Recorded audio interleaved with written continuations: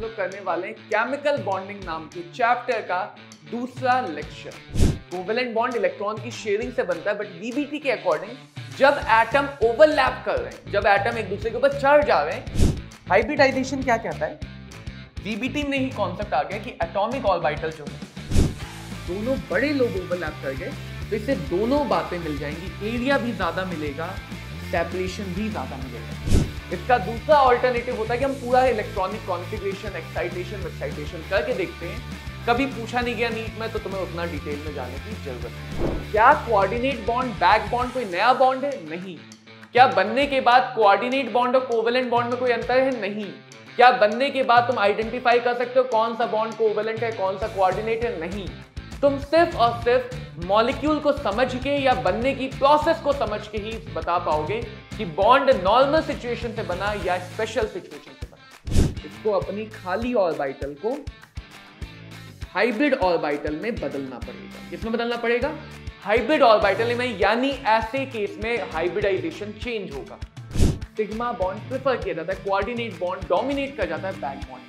कोई एक एटम हो जो कहां का हो, सेकंड पी पे, कोई एक एटम हो जो सेकंड पी पे। और अगर एटम के अंदर इलेक्ट्रॉन की पोजीशन अनसर्टेन, तभी तो हम ऑर्बिटल की बात करते हैं जहां पे इलेक्ट्रॉन फाइंडिंग प्रोबेबिलिटीज मैक्सिमम। तो ऐसे एटम है जो आपस में कोवेलेंट है, क्योंकि इंटरफेरेंस कोवेलेंट और एटम में या कोवेलेंट सोर्स में होता है, यानी उनकी एनर्जी सिमिलर है, बहुत ज्यादा एनर्जी में डिफरेंस नहीं है, उनका जो सिमेट्री है वो सिमिलर है, ओवरलैपिंग अच्छे। तो ये सारी कंडीशन है एटॉमिक ऑर्बिटल की कंबाइन। अगर तुम एटम को एक्स एक्सिस से आता हुआ मानोगे तो px सिग्मा, बाकी दोनों पाई। एटम को y एक्सिस से आता हुआ मानोगे py सिग्मा, बाकी पाई।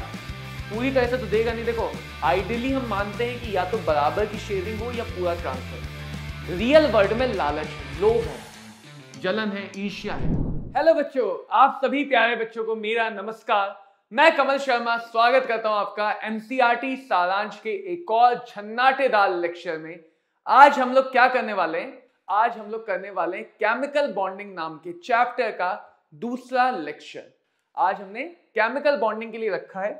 केमिकल बॉन्डिंग का पहला लेक्चर जब हमने पढ़ा था तो उसमें हमने बेसिक बातें समझी थी कि बॉन्ड क्या होता है, कैसे बनता है, और सबसे इंपॉर्टेंट जो समझा था वो मॉलिक्यूलर स्ट्रक्चर्स बनाना, उनकी पोलैरिटी को कंपेयर करना, उनमें रेजोनेंस के बेसिस पे चीजें समझना, और बॉन्ड एंगल कंपैरिजन। अगर केमिकल बॉन्डिंग के पीवाईक्यू उठाओगे तो मोस्ट ऑफ द सेक्शन इसी पे बेस्ड है। दूसरा जो मोस्ट सेक्शन आता है वो आता है मॉलिक्यूलर ऑर्बिटल थ्योरी के क्वेश्चन, और जो आयोनिक बॉन्ड वाला सेक्शन है वो एस ब्लॉक के कंपाउंड के साथ मिक्स होकर आता है, मतलब वो एस ब्लॉक के क्वेश्चन में आ जाता है। तो केमिकल बॉन्डिंग से अगर मैं डायरेक्टली बोलूं, दो टाइप के क्वेश्चंस पे बहुत ज्यादा ध्यान देना। Molecular geometry, shapes, bond angle, polarity, resonance, इन पे बेस्ड क्वेश्चन। कंपैरिजन वाले, बॉन्ड एंगल किसका ज्यादा किसका कम, स्ट्रेंथ किसकी ज्यादा किसकी कम, ये वाले क्वेश्चन। और मॉलिक्यूलर ऑर्बिटल थ्योरी वाले। एंड में मैं तुम्हें मॉलिक्यूलर ऑर्बिटल थ्योरी के लिए 4 पॉइंट बताऊंगा, और उन्हीं से पूरे सारे नीट के जितने भी पुराने साल में आए हुए क्वेश्चन है सब सॉल्व हो जाएंगे। तो एंड में हम वहां पे पहुंचेंगे, बट पहले हम सबको बातों को डिटेल में समझेंगे। तो आज हम सबसे पहले क्या स्टार्ट करने वाले हैं? Valence bond theory. देखो, वैलेंस बॉन्ड थ्योरी वैसे तो मतलब बहुत ज्यादा बेटर अप्रोच या बहुत ज्यादा फंडामेंटल अप्रोच देता है कि कोवेलेंट बॉन्ड बना कैसे। अगर इसमें बात की जाए तो इसमें ग्राफ बनाया गया था, वो ग्राफ समझ लेते हैं। पूछा जा सकता है तो समझ लिया जाए उस ग्राफ को कि एक ग्राफ बनाया गया किसके बीच में? एनर्जी और एटॉमिक सेपरेशन के बीच में। एनर्जी और एटॉमिक सेपरेशन के बीच में, कि अगर हमारे पास 2 एटम्स हैं, कितने एटम हैं? 1 2, और जब उनके बीच का सेपरेशन इनफाइनाइट है तो ना इन एटम में कोई भी अट्रैक्शन है, ना ही इन एटम में कोई भी रिपल्शन है। दोनों एटम, 2 लोग हैं, इनफाइनाइट डिस्टेंस पे बैठे हैं, कोई कम्युनिकेशन नहीं, कोई इंटरेक्शन नहीं, कोई बातचीत नहीं, ना झगड़ा करेंगे ना प्यार मोहब्बत करेंगे। तो इनके बीच में जो इंटरेक्शन है अभी 0 है, इसलिए इनकी इंटरेक्शन एनर्जी या पोटेंशियल एनर्जी कितनी है? 0। फिर क्या हुआ? ये एक दोनों से मिल गए, ऑनलाइन साइट पे मिल गए, ठीक है, फेसबुक जिस पे मिलना था मिले। मिलने से क्या हुआ कि इन्हें दूर से तो लगा हाँ बहुत सारी अच्छी अच्छी बातें हैं, ये अच्छा वो अच्छा है, ये नेचर वाइज अच्छा है, ये बातें अच्छी करते हैं, तो ये सारी बातें हुई, तो इनमें थोड़ा सा लगाव बढ़ा, और उस लगाव की वजह से इनमें इंटरेक्शन होने लगा। और जब भी इंटरेक्शन बढ़ता है, हम कहते हैं अगर अट्रैक्शन बढ़ा तो एनर्जी घट रही है, अट्रैक्शन की एनर्जी हमेशा नेगेटिव होती है, तो इनकी पोटेंशियल एनर्जी भी नेगेटिव होती चली गई। फिर इन्होंने एक दिन मिलने का प्लान बनाया कि आओ मिलते हैं। मिलने के बाद देखा कि जो ऑनलाइन में फिल्टर वाली दुनिया थी यार, ये रियल दुनिया तो थोड़ी सी अलग है। तो उसके बाद अगर ये और ज्यादा पास आने की कोशिश करने लगे, इनके बीच में हुआ रिपल्शन। क्या हुआ? रिपल्शन। और जैसे ही रिपल्शन हुआ, इनके बीच में एकदम से एनर्जी बढ़ गई।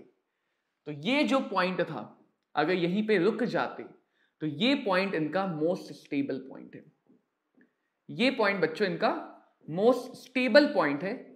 तो ये कहा जाता है, क्या कहा जाता है, कि अगर इस पॉइंट के आगे हैं तो अट्रैक्शन भारी पड़ेगा रिपल्शन पे, और अगर इस पॉइंट से इधर आगे हैं तो रिपल्शन भारी पड़ेगा अट्रैक्शन पे। यानी इस पॉइंट से दूर गए तो वापस अट्रैक्शन पास ले आएगा, इस पॉइंट से पास आए तो रिपल्शन वापस दूर कर देगा। तो हम कहते हैं कि भैया इस पॉइंट पे इन दोनों के बीच में बन गया बॉन्ड। ये वो पॉइंट है जहां पे बॉन्ड फॉर्मेशन हुआ। क्या हुआ? बॉन्ड फॉर्मेशन हुआ। और इस पॉइंट पे इनके बीच का जो सेपरेशन है, उस सेपरेशन को कहा गया बॉन्ड लेंथ। तो बॉन्ड फॉर्मेशन में एनर्जी का क्या क्या रोल है, इसको हम इस पोटेंशियल एनर्जी डायग्राम से समझाते हैं। अब अगर इनके बीच के बॉन्ड को पूरी तरह से ब्रेक करना है तो बीच में नहीं छोड़ सकते, बीच में छोड़ा तो वापस मिल जाएंगे, हमें इन्हें वापस से इनफाइनाइट तक लेके जाना पड़ेगा। तो ये जो डिस्टेंस की एनर्जी है वापस से इनफाइनाइट तक ले जाने की, इस एनर्जी को बोला गया बॉन्ड डिसोसिएशन एनर्जी। कि इनफाइनाइट से जब यहां पे आए तो इतनी एनर्जी इन्होंने इवॉल्व की और वापस से इतनी एनर्जी एब्जॉर्ब करके ही एक दूसरे से दूर जा पाएंगे। एक दूसरे से क्या कर पाएंगे? दूर जा पाएंगे। तो वीबीटी ने एक नया कॉन्सेप्ट इन्वॉल्व कर दिया कि कोवेलेंट बॉन्ड, जो अभी तक हम कहते हैं कि कोवेलेंट बॉन्ड कैसे बनता है? शेयरिंग ऑफ इलेक्ट्रॉन से। कैसे बनता है?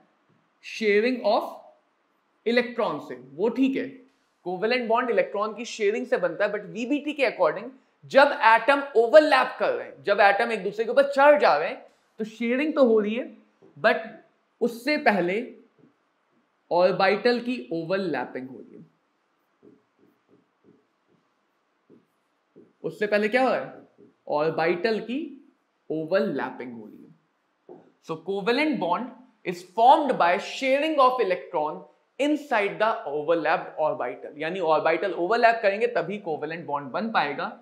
ये नई बात वीबीटी ने इन्वॉल्व कर दी और इसी बात से हमारा पूरा वीबीटी का कॉन्सेप्ट चमकेगा।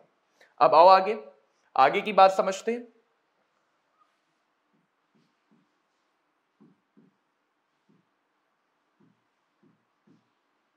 कि कैसे कैसी ओवरलैपिंग हो सकती है। तो ओवरलैपिंग को बच्चों दो पार्ट में डिवाइड कर दिया गया, दो पार्ट से समझा गया कि दो सिनेरियो है हमारे सामने। पहला, अगर दो ऑर्बिटल के एक एक लोब ओवरलैप करते हैं, डायरेक्शन से मत सोचो, इसको हमेशा लोब से सोचो कि ऑर्बिटल के अगर एक एक लोब ओवरलैप करेगा या दोनों ऑर्बिटल्स के दो दो लोब आके ओवरलैप करते हैं। एक एक लोब की ओवरलैपिंग को बोला गया सिग्मा बॉन्ड, दो दो लोब की ओवरलैपिंग को बोला गया पाई बॉन्ड। तो यानी अब हमने कोवेलेंट बॉन्ड को दो टाइप से डिवाइड कर दिया, सिग्मा एंड पाई। पहले डायग्राम देख लेते हैं तो अच्छे से समझ में आएगा कि suppose we have S orbital which is spherical in shape, right. तो एस ऑर्बिटल के पास लोब ही एक है, एस ऑर्बिटल के पास लोब एक ही है, इसके पास कोई और ऑप्शन ही नहीं है सिग्मा के अलावा। तो इस बॉन्ड को बोला गया एस ऑर्बिटल का sigma bond. Suppose we have P orbital, तो पी ऑर्बिटल के पास दो लोब हैं, तो एक पी ऑर्बिटल दूसरे पी ऑर्बिटल की एक एक लोब से ओवरलैप कर जाए। एक पी ऑर्बिटल एस ऑर्बिटल के एक एक लोब से ओवरलैप कर जाए।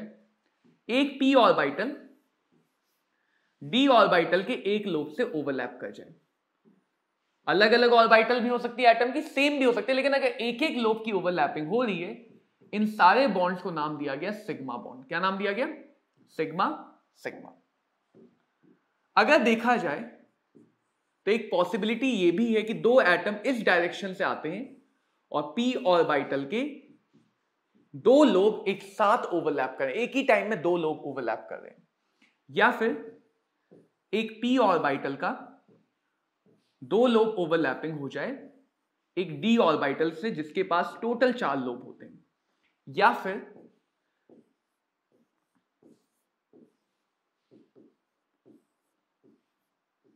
दो डी ऑर्बिटल के दो दो लोग ओवरलैप कर जाए, इन सारे बॉन्ड्स को नाम दिया गया पाई बॉन्ड। क्या नाम दिया गया? Pi bond.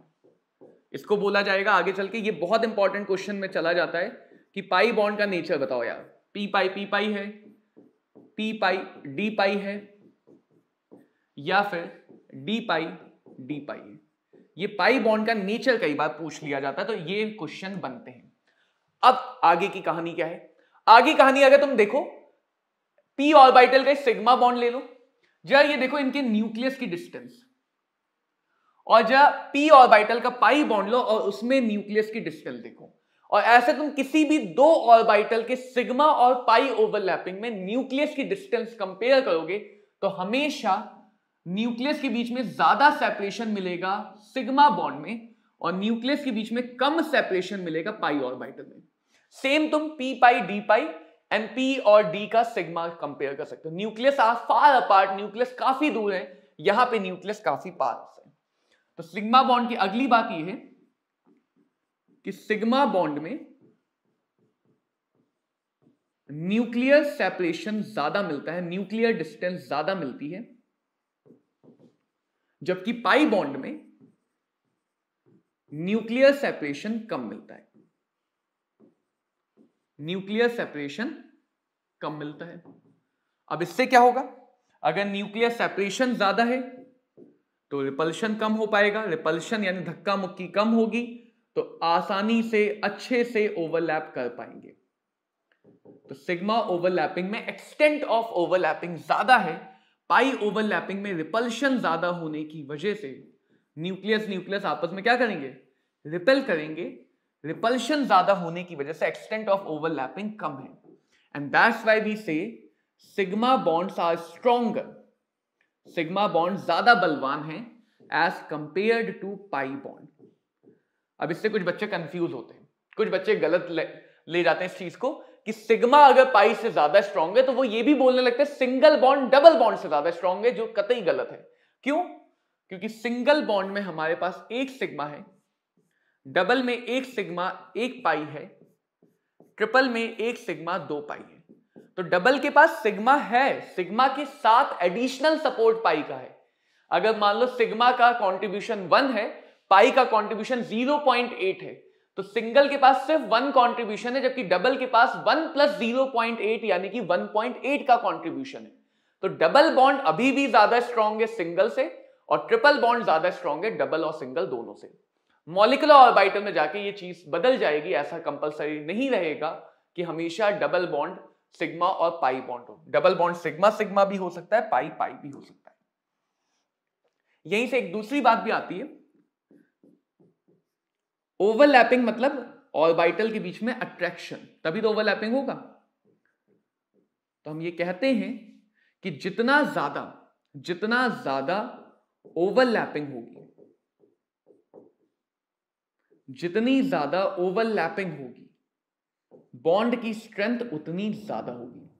यानी अगर दो ऑर्बिटल आके ज्यादा अच्छे से ओवरलैप करेंगे तो उनके बीच बनने वाला बॉन्ड भी ज्यादा स्ट्रॉन्ग होगा, उनके बीच बनने वाला बॉन्ड भी ज्यादा स्ट्रॉन्ग होगा। एंड सेकेंड थिंग, अगर साइज ऑफ एटॉमिक ऑर्बिटल बढ़ता है तो चार्ज डेंसिटी कम होगी। हमेशा चार्ज की स्ट्रेंथ उसकी डेंसिटी होती, ना कि मैग्नीट्यूड अकेला, कि कितना चार्ज कितने ज्यादा या कितने कम जगह में फैला। चार्ज डेंसिटी का मतलब क्या है? वॉल्यूम के साथ कंपैरिजन। तो चार्ज डेंसिटी का मतलब है चार्ज कितने कम साइज या कितने बड़े साइज में फैला है। अगर चार्ज छोटे साइज में है, वो ज्यादा पावरफुल है, वैसा चार्ज ज्यादा अट्रैक्शन प्रोड्यूस कर सकता है, या रिपल्शन करेगा तो ज्यादा रिपल्शन करेगा। चार्ज अगर बड़े रीजन में फैल गया तो वो डिफ्यूज हो गया, तुमने खींच के फैला दिया, उसको चीर सकते हो, फाड़ सकते हो। तो चार्ज की डेंसिटी अगर कम होगी तो बॉन्ड की स्ट्रेंथ या ओवरलैपिंग भी कम हो जाएगी।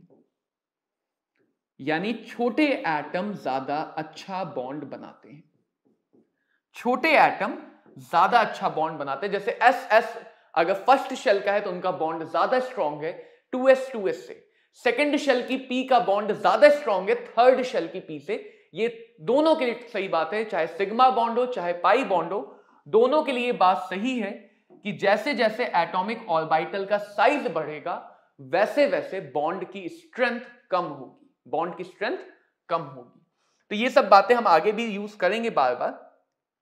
इससे पहले आते हैं बच्चों, अब आते हैं बात हाइब्रिडाइजेशन पे। हाइब्रिडाइजेशन क्या कहता है?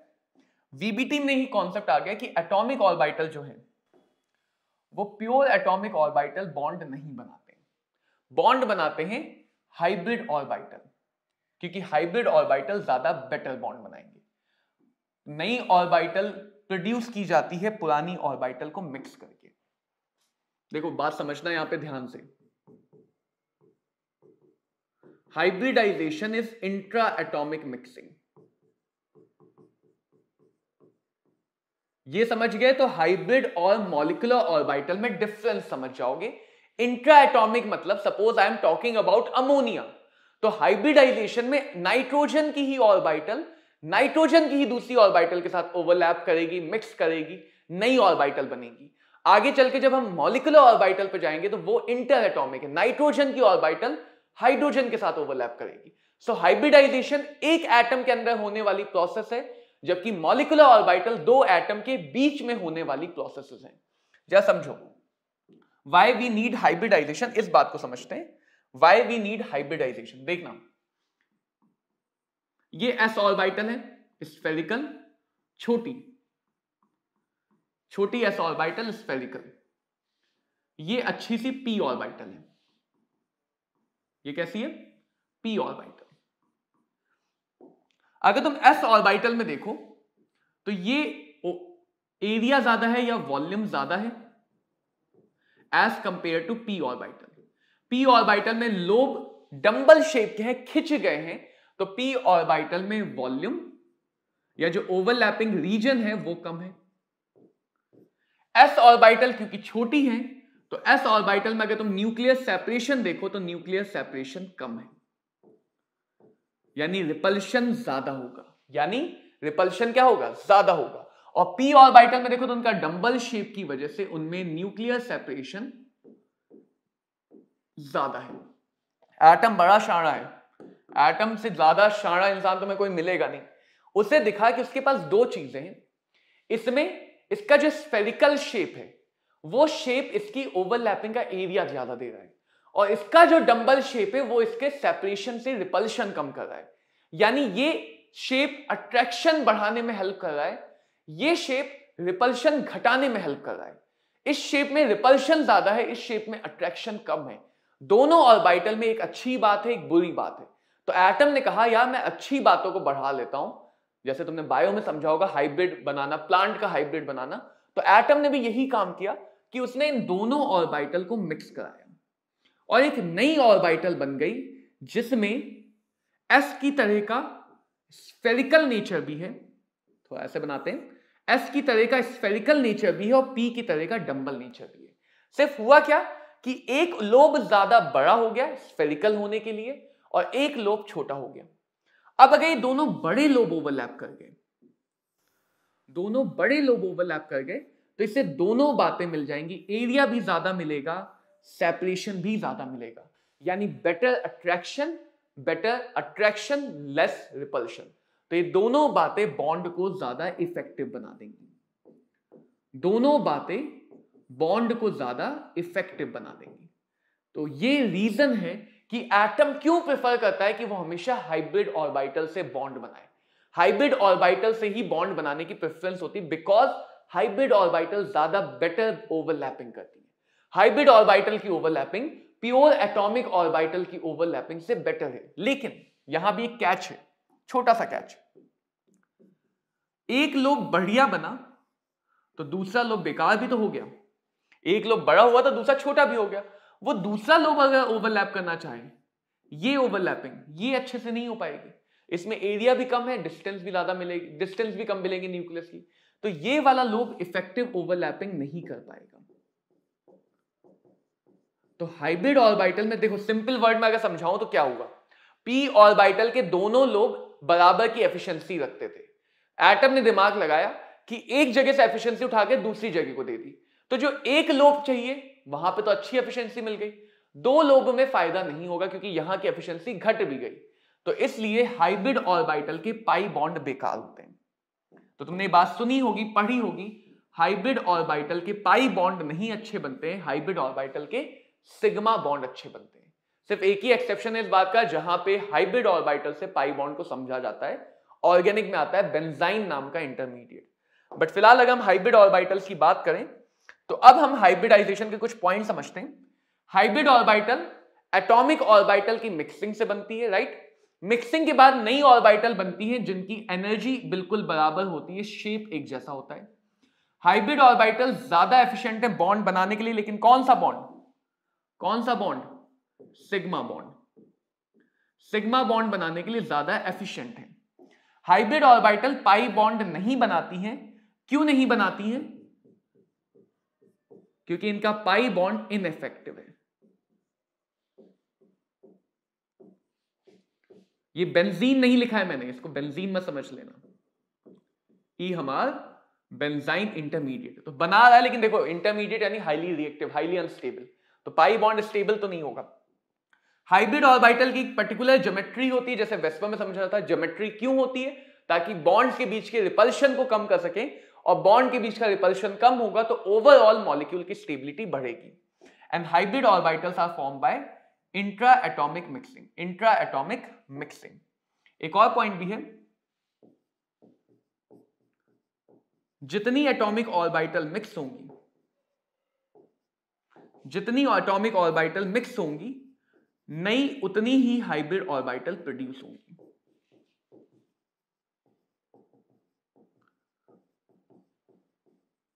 जितनी एटॉमिक ऑर्बिटल मिक्स होंगी उतनी ही नई हाइब्रिड ऑर्बिटल प्रोड्यूस होंगी। तो ये भी एक इंपॉर्टेंट पॉइंट है कि अगर दो एटॉमिक ऑर्बिटल मिक्स हो रही तो नई दो ऑर्बिटल प्रोड्यूस होंगी। जरा देखना, जरा इस बात को समझना बच्चों। अगर मैं कहूं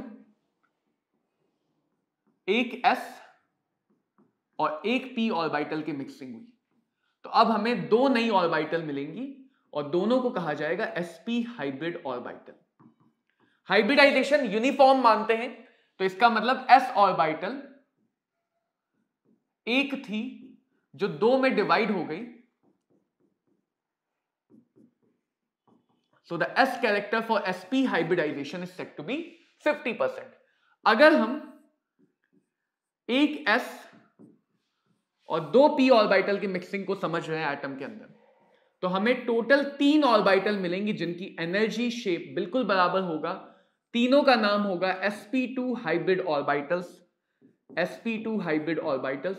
और अगर यहां पे देखें तो एक s ऑर्बिटल 3 में डिवाइड हो रही है, टोटल 3 ऑर्बिटल में, तो यहां पे हमें s कैरेक्टर 33.33% मिलेगा, 33.33% मिलेगा। और अगर एक s ऑर्बिटल 3 p ऑर्बिटल से मिक्स हो गई, कितनी? तीनों p ऑर्बिटल से, तो यहां पे बच्चों 4 नई ऑर्बिटल बनेंगी, चारों की एनर्जी बराबर, चारों का शेप सेम। इस हाइब्रिडाइजेशन को बोलेंगे sp3 हाइब्रिडाइजेशन। यहां पे एक s ऑर्बिटल टोटल 4 ऑर्बिटल में डिवाइड होगी। कितने में डिवाइड होगी? 4 ऑर्बिटल में। तो यहां पे हम कहेंगे percentage of s character is 25%। Percentage of s character is 25%। तो जैसे जैसे डिवीजन बढ़ता है s कैरेक्टर घटेगा, p कैरेक्टर बढ़ेगा। s कैरेक्टर के घटने का मतलब स्फेरिकल नेचर कम होगा और p कैरेक्टर बढ़ने मतलब डंबल नेचर बढ़ेगा। सो ओवरऑल देखो, ओवरऑल समझना क्या कह सकते हैं हम, as s character decreases, s character decreases, p character बढ़ने का मतलब न्यूक्लियस से जो डिस्टेंस है वो बढ़ेगी। s ऑर्बिटल छोटी है, p ऑर्बिटल बड़ी है, डिफ्यूज्ड है, डंबल बन गई, तो न्यूक्लियस से जो डिस्टेंस है वो बढ़ जाएगी।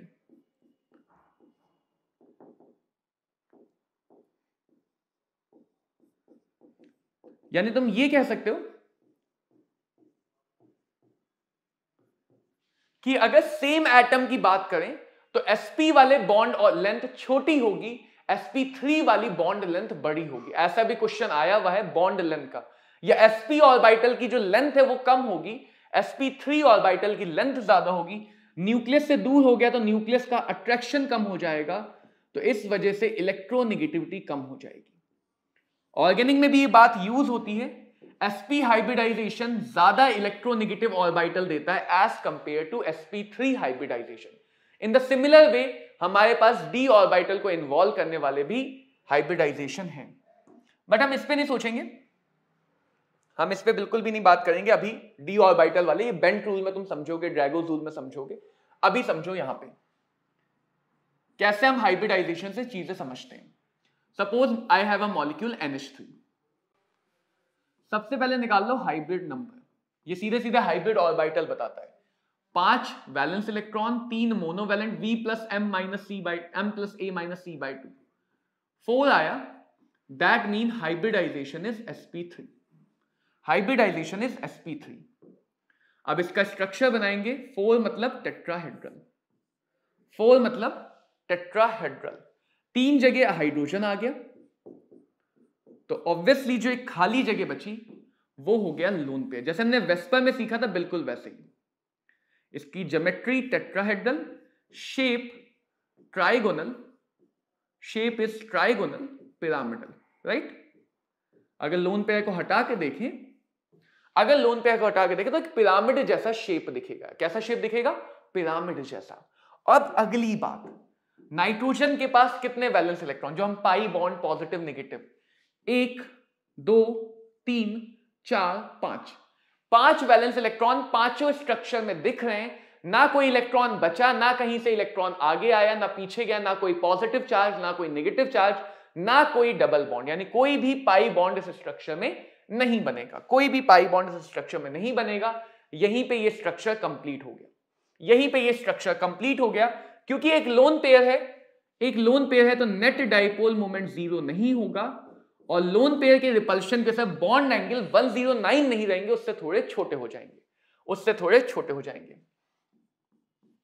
अब देखो CO2,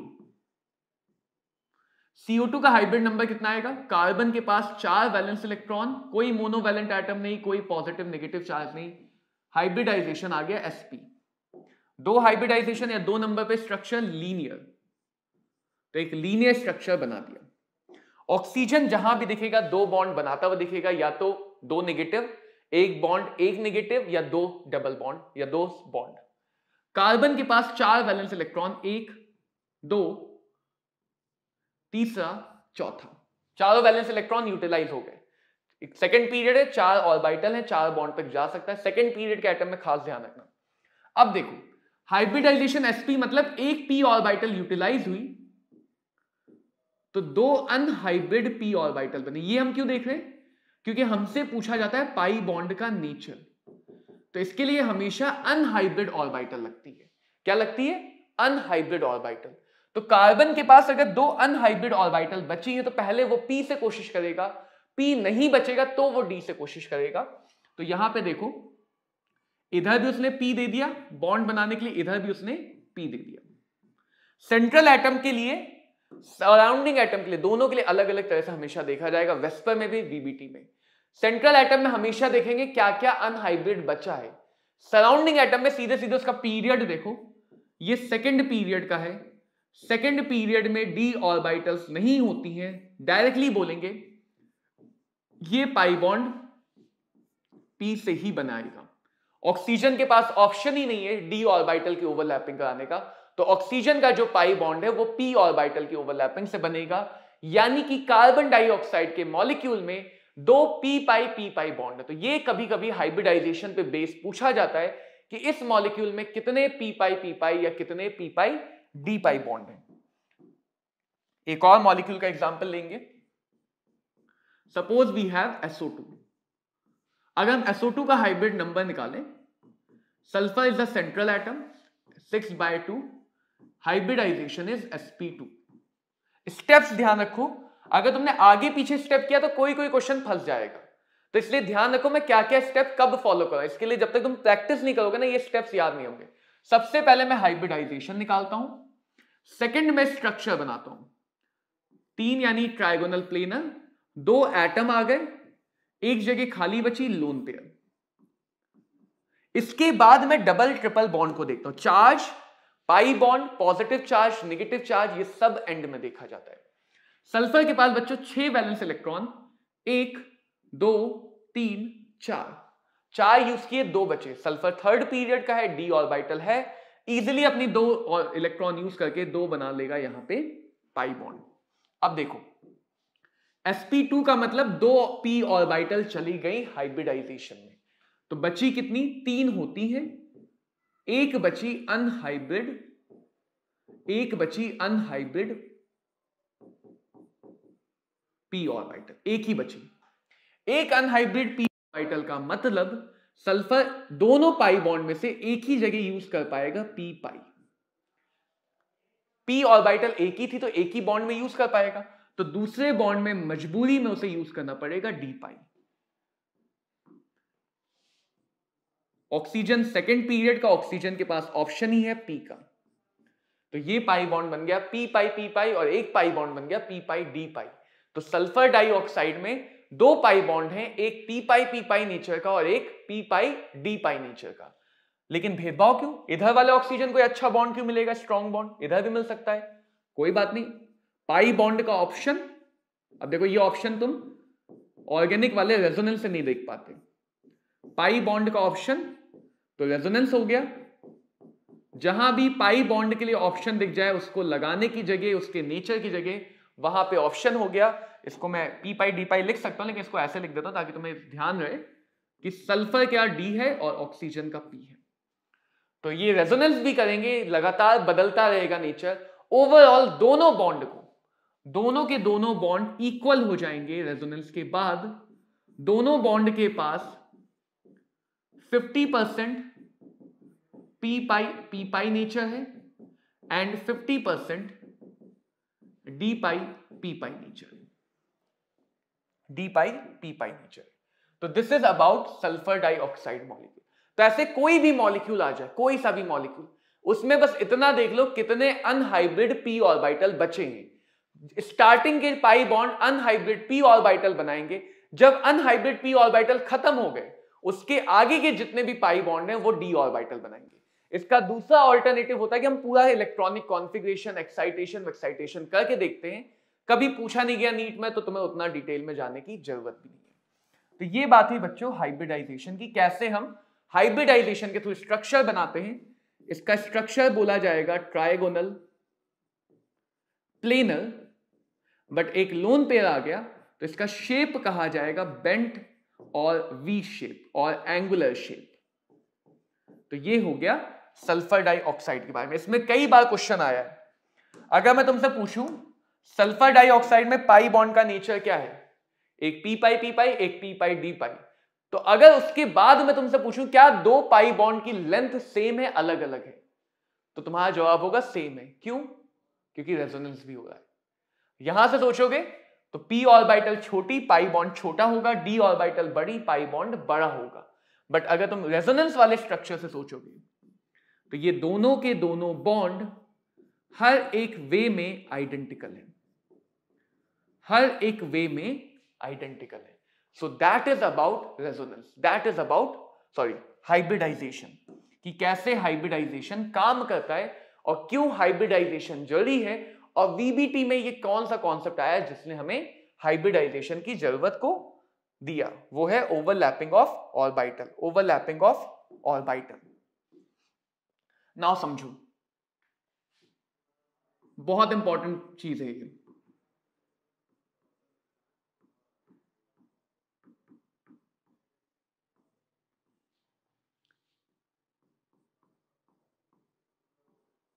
नॉर्मली क्या होता है, शेयरिंग होनी है, ऑर्बिटल आनी है, एक एटम की एक ऑर्बिटल आई, चाहे हाइब्रिड चाहे अनहाइब्रिड, वो डिपेंड करेगा कि सिग्मा है या पाई है, उसमें एक इलेक्ट्रॉन है।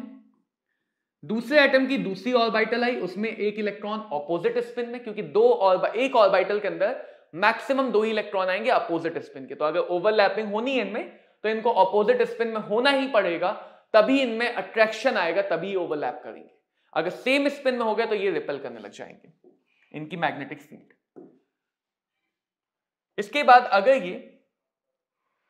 ये बच्चों ओवरलैप कर लें, अगर क्या कर लें ओवरलैप, और इलेक्ट्रॉन आ गए शेयर्ड रीजन में, तो ये या तो सिग्मा ओवरलैप करेंगे या फिर पाई बॉन्ड करेंगे।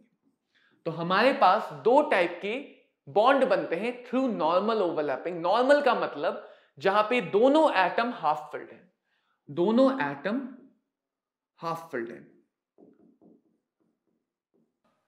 राजू था और सोनू था, राजू और सोनू दोनों घर से आए टिफिन लेके, एक पिज्जा लेके आ गया, एक बर्गर लेके आ गया, दोनों ने कहा लो आधा आधा शेयर कर लेते, दोनों का काम बन गया। अब क्या है, स्पेशल केस क्या है, बर्थडे है, पार्टी है, राजू का बर्थडे है। राजू के बर्थडे के पता चलते ही सोनू ने कहा मम्मी आज घर में खाना नहीं बनेगा, आज मैं बाहर से खा के आऊंगा। तो राजू का बर्थडे, राजू आया बिल्कुल बन ठन के, राजू बन गया जेंटलमैन।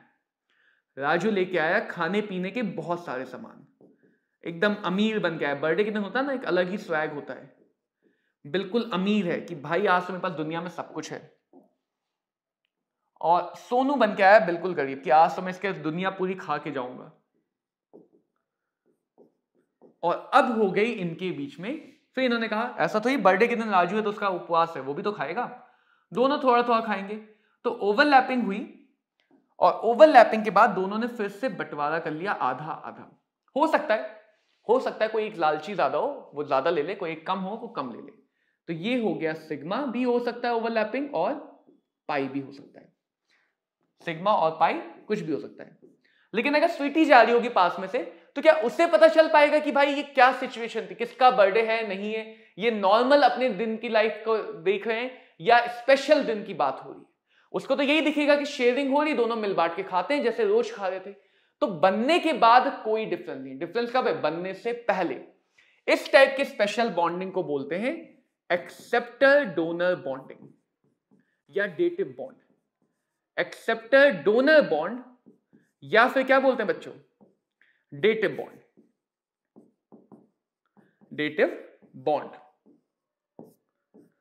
और अगर ये एक्सेप्टर डोनर मतलब एक खाली एटम है, एक एक्सेप्टर है, और एक डोनर एटम है, एक फुलफिल्ड है जो डोनेट कर सकता है, लेकिन ऐसा नहीं कि ट्रांसफर कर रहा है, अभी भी शेयरिंग कर रहा है। अगर ये एक्सेप्टर डोनर सिग्मा मेथड से बनता है तो हम इस बॉन्ड को बोलते हैं कोऑर्डिनेट बॉन्ड। इस बॉन्ड को बोलते हैं कोऑर्डिनेट बॉन्ड। और यही एक्सेप्टर डोनर अगर बैक बॉन्ड या पाई नेचर की ओवरलैपिंग से बनता है तो इसको बोलते हैं बैक बॉन्ड। तो क्या कोऑर्डिनेट बॉन्ड बैक बॉन्ड कोई नया बॉन्ड है? नहीं। क्या बनने के बाद कोऑर्डिनेट बॉन्ड और कोवेलेंट बॉन्ड में कोई अंतर है? नहीं। क्या बनने के बाद तुम आइडेंटिफाई कर सकते हो कौन सा बॉन्ड कोवेलेंट है, कौन सा कोऑर्डिनेट है? नहीं। तुम सिर्फ और सिर्फ मॉलिक्यूल को समझ के या बनने की प्रोसेस को समझ के ही बता पाओगे कि बॉन्ड नॉर्मल सिचुएशन से बना या स्पेशल सिचुएशन से बना, नॉर्मल से बना या स्पेशल से बना। इसीलिए हम अपने रिप्रेजेंटेशन में कोऑर्डिनेट या बैक बॉन्ड को एरो से दिखा लेते हैं। डोनर एटम जिसने डोनेट किया थोड़ा बहुत, उसका थोड़ा बहुत पैसा खर्चा हुआ होगा बर्थडे के दिन, और एक्सेप्टर एटम का पैसा बच गया। पार्टी देने की मेन वजह क्या होती है? दोस्त कोई भी जिसका बर्थडे होता है वो पार्टी देना चाहता है कभी? आसपास वाले उसे भड़का देते हैं कि भाई पार्टी पार्टी पार्टी। तो पार्टी देने की वजह क्या थी राजू की? इसकी भूख, इसकी भूखमरी, कि ये बिल्कुल खाली पेट आया था।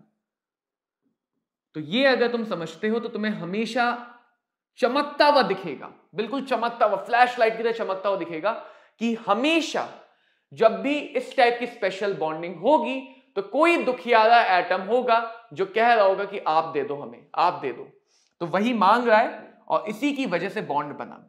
एक और सिचुएशन होती है जिसपे बहुत मीम बनते हैं कि चलो ठीक है, राजू और सोनू तो दोस्त थे, उन्हें बर्थडे पार्टी कर रहे थे। कौन थे? राजू और सोनू। इन्होंने अभी शेयरिंग मतलब सारा टेबल वेबल सजा के बैठे ही थे पार्टी करने, तभी बगल में आ गई स्वीटी। राजू को बहुत पसंद है जिसका बर्थडे है।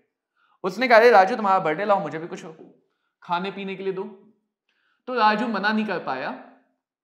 सोनू को अच्छा नहीं लगा लेकिन राजू मना नहीं कर पाया, और बर्थडे तो राजू का है।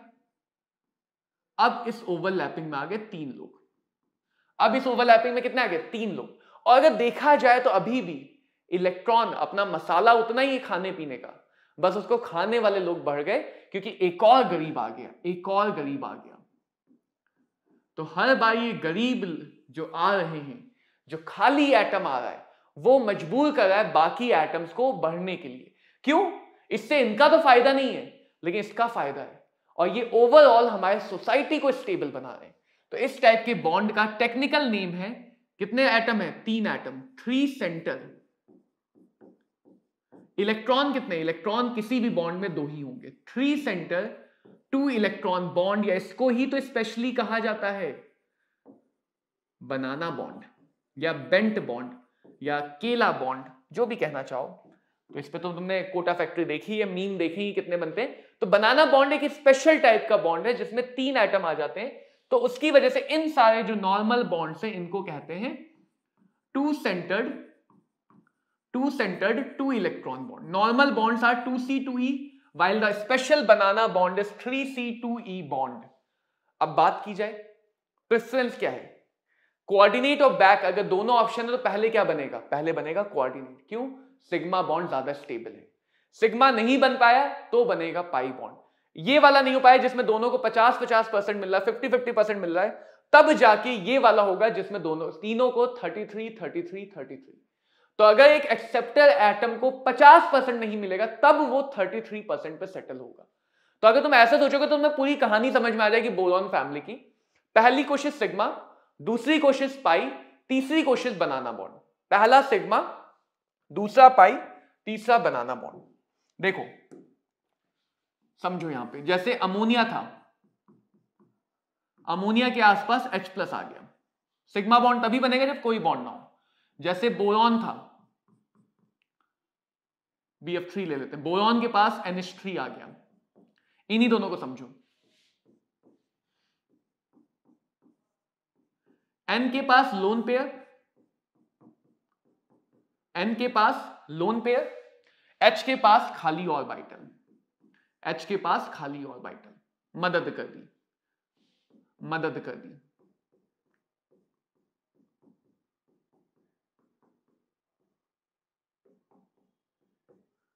N ने ले लिया H की पॉजिटिव चार्ज को, तो ये बन गया कोऑर्डिनेट बॉन्ड। कौन सा बॉन्ड बनेगा? Coordinate bond. लेकिन क्या बनने के बाद इन चारों बॉन्ड लेंथ में कोई अंतर मिलेगा? बनने के बाद तुम आइडेंटिफाई भी नहीं कर सकते कौन सा बॉन्ड कोऑर्डिनेट मेथड से बना, कौन सा बॉन्ड बैक या नॉर्मल मेथड से बना। बनने के बाद ये चारों बॉन्ड आइडेंटिकल हैं, सारे एंगल आइडेंटिकल हैं, सिर्फ बनने के तरीके तक। इसको देखा जाए तो BF3 स्ट्रक्चर तो बना ही लोगे ना, सारे स्ट्रक्चर बनने चाहिए। sp2 हाइब्रिडाइजेशन, तो एक p ऑर्बिटल बची है, हाइब्रिडाइजेशन पहचान लोगे तो अपने आप पता चल जाएगा। अमोनिया,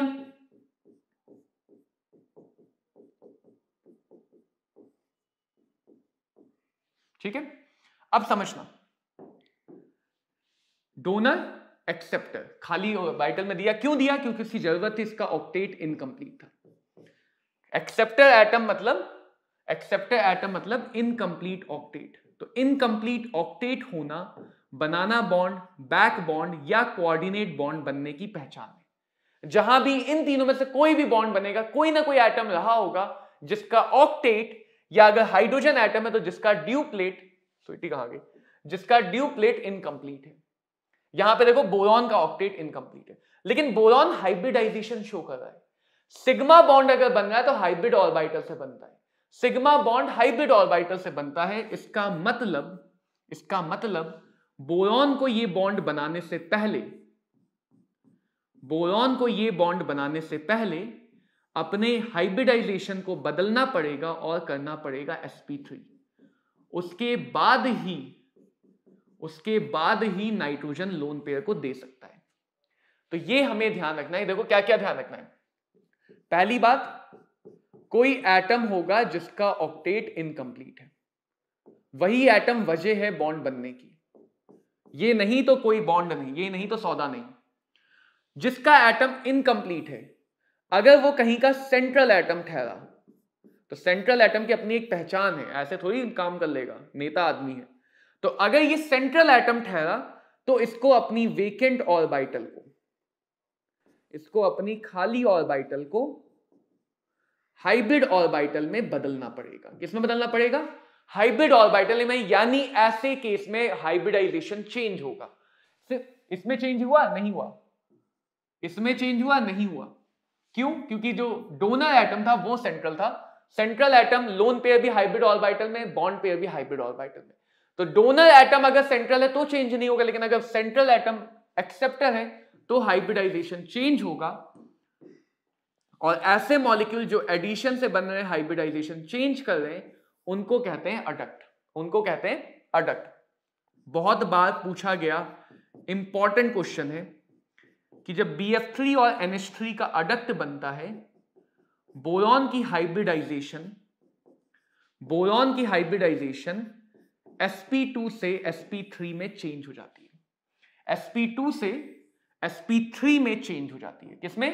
sp2 से sp3। लेकिन सारी कहानी याद रहेगी अगर तुम बस इतना समझ लो कि इन स्पेशल बॉन्ड होने की वजह एक खाली डोनर, एक खाली एक्सेप्टर एटम है, एक ऐसा एटम जिसका ऑक्टेट इनकम्प्लीट है।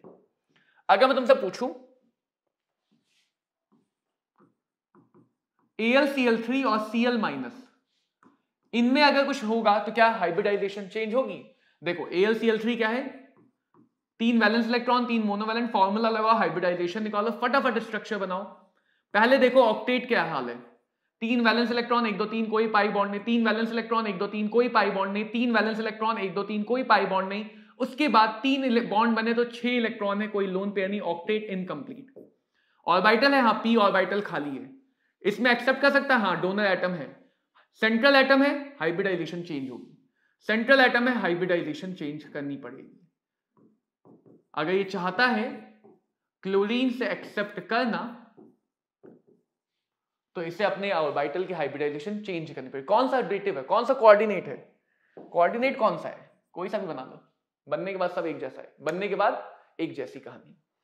अब देखो BF3 की फिर से बात करते हैं, BF3 की बात फिर से करते हैं, समझते हैं। जब बाहर मिलेगी बिरयानी तो घर का दाल चावल कौन खाएगा? तो BF3 वैसा ही है,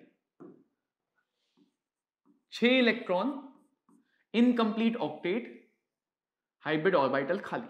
6 electron, incomplete octet, hybrid orbital खाली। ठीक है, बिल्कुल सही बात। ये चाहता तो मदद तो फ्लोरीन से भी ले सकता था। लोन पेयर तो फ्लोरीन के पास भी है, मदद तो ये फ्लोरीन से भी ले सकता था। लेकिन पिछली बार इसे मदद मिली अमोनिया से, तो इसलिए फ्लोरीन से मदद नहीं ली। क्यों नहीं ली? क्योंकि सिग्मा बॉन्ड ज्यादा स्ट्रांग है पाई बॉन्ड से। सिग्मा बॉन्ड ज्यादा स्ट्रांग है पाई बॉन्ड से, इसीलिए सिग्मा बॉन्ड प्रेफर किया जाता है। कोऑर्डिनेट बॉन्ड डोमिनेट कर जाता है बैक बॉन्डिंग पे। कोऑर्डिनेट बॉन्ड डोमिनेट कर जाता है बैक बॉन्डिंग पे। तो अगर यहां पे देखा जाए, ये सारी स्पेशल बॉन्डिंग तो मैं बोरॉन एल्यूमिनियम में दिखेगी। BF3 के अंदर भी फ्लोरीन डोनेट कर सकता है, लेकिन क्योंकि फ्लोरीन एक बॉन्ड पहले से बना चुका है तो उसे अगला बॉन्ड पाई बॉन्ड बनाना पड़ेगा, अगला पाई बनाना पड़ेगा। और पाई बॉन्ड हमेशा अनहाइब्रिड ऑर्बिटल से बनता है। अनहाइब्रिड था, कोई भी हाइब्रिडाइजेशन चेंज नहीं होगा। यहां पे उल्टा है, यहां पे अगर डोनर एटम सेंट्रल एटम है, डोनर एटम सेंट्रल एटम है, तो उसकी अपनी हाइब्रिड ऑर्बिटल को अनहाइब्रिड करना पड़ेगा, तो हाइब्रिडाइजेशन में चेंज तब आता है। यानी कोऑर्डिनेट और बैक बॉन्ड दोनों सिनेरियो में हाइब्रिडाइजेशन बदल भी सकता है, नहीं भी बदल सकता। मैंने हम दोनों एग्जांपल देखे ना, बदल भी सकता है, नहीं भी बदल सकता है। अगर कोऑर्डिनेट सिग्मा बॉन्ड की बात करो तो हाइब्रिड होना पड़ेगा, तो जिसके पास हाइब्रिड ऑर्बिटल है वो तो ठीक, जिसके पास अनहाइब्रिड ऑर्बिटल उसको अपना हाइब्रिडाइजेशन बदलना पड़ता है। अगर बैक बॉन्ड की बात करो तो पाई बॉन्ड है, पाई बॉन्ड के लिए अनहाइब्रिड होना पड़ेगा। तो अगर किसी के पास अपनी हाइब्रिड ऑर्बिटल है तो उसको अनहाइब्रिड बनाना पड़ेगा। अभी एग्जांपल आएगा, चिंता ना करो। यहां पे देखते हैं BF3 में बॉन्डिंग हुई, लेकिन फ्लोरीन को ये बात पसंद भी नहीं आएगी, ना बोरॉन को ना फ्लोरीन को, क्योंकि उसको पॉजिटिव चार्ज पसंद नहीं है। वो कहेगा लाओ वापस करो। तो उतनी देर में कोई दूसरा फ्लोरीन यानी स्कैम करने वाला चाहिए। बनने वाले तो बहुत सारे हैं, क्या बनने वाले? स्कैम के शिकार। तो एक फ्लोरीन को जैसे ही मौका मिला वो तो खिसक लिया, लेकिन तब तक बोरॉन ने अपने जाल में दूसरे फ्लोरीन को फंसा लिया। और ये फ्लोरीन भी बड़े बेवकूफ से, इनकी याददाश्त कुछ नहीं है। दूसरे फ्लोरीन को जैसे ही रियलाइज हुआ कि अरे यार यहां तो स्कैम हो रहा है, वो जैसे ही मौका देख के खिसका, उसने तीसरे फ्लोरीन को चिपका लिया। और तीसरे फ्लोरीन को जब रियलाइज हुआ कि स्कैम हो रहा है, उसने दोबारा से पहले फ्लोरीन को फंसा लिया। कभी ऐसे लोगों से पाला पड़े तो चुपचाप साइड से निकल जाना, चाहे कितना भी लालच देना कि भाई मदद ले लो मदद ले लो, चुपचाप साइड से निकल जाना। तो ये रेजोनेंस हो गया। क्यों हुआ? क्योंकि पाई बॉन्ड के लिए ऑप्शन था। जहां भी पाई बॉन्ड का ऑप्शन है, चाहे वो नॉर्मल पाई बॉन्ड हो चाहे बैक बॉन्ड हो, रेजोनेंस करेगा। रेजोनेंस के बाद ओवरऑल सारे के सारे बॉन्ड हो गए हाइब्रिड बॉन्ड। सारे के सारे बॉन्ड क्या हो गए? हाइब्रिड। फ्लोरीन एटम पे आएगा पार्शियल पॉजिटिव चार्ज, बोरॉन पे आ जाएगा नेगेटिव। क्या स्ट्रक्चर बदला? नहीं। क्या स्ट्रक्चर बदला? नहीं। क्या मॉलिक्यूल में बॉन्ड लेंथ बदलेगी? हां। डबल बॉन्ड कैरेक्टर आ गया तो बॉन्ड की लेंथ क्या हो गई? कम हो जाएगी। बॉन्ड की स्ट्रेंथ क्या होगी? ज्यादा होगी। पहले भी सिमेट्री थी, अभी भी सिमेट्री है। पहले भी मॉलिक्यूल नॉन पोलर था, अभी भी मॉलिक्यूल नॉन पोलर है। तो ये बातें देखो, रटो मत, क्योंकि यहां के लिए समझाया जाता है, ठीक है अच्छी बात है, ये बातें रटो मत यहां पे, ठीक है। या जब भी कोई मॉलिक्यूल आए उसमें ये काम करके देख लो। तुम्हें बोरॉन एल्यूमिनियम के ही एग्जांपल दिखते हैं पाई और बैक बॉन्ड सिग्मा बॉन्ड में, सिग्मा और बैक बॉन्ड में बोरॉन एल्यूमिनियम के ही एग्जांपल दिखते हैं। तो ये सबसे इंपॉर्टेंट एग्जांपल है बैक बॉन्ड का। पाई बॉन्ड वैसे भी वीक होता है, तो ध्यान रखना ये सबके लिए ट्रू है।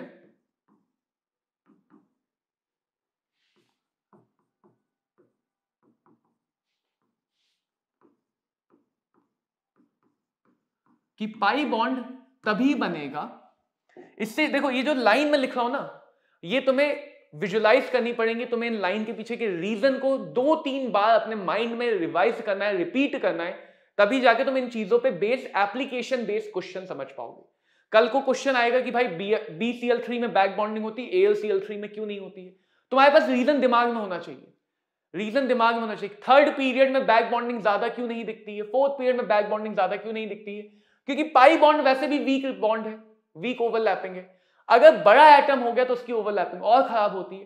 तो यूजुअली पाई बॉन्ड तभी इफेक्टिव होता है जब सेंट्रल या सराउंडिंग में से कोई एक एटम हो, कोई एक एटम हो जो कहां का हो? सेकंड पीरियड का। कोई एक एटम हो जो सेकंड पीरियड का हो। यानी चाहे बैक बॉन्ड की बात करें चाहे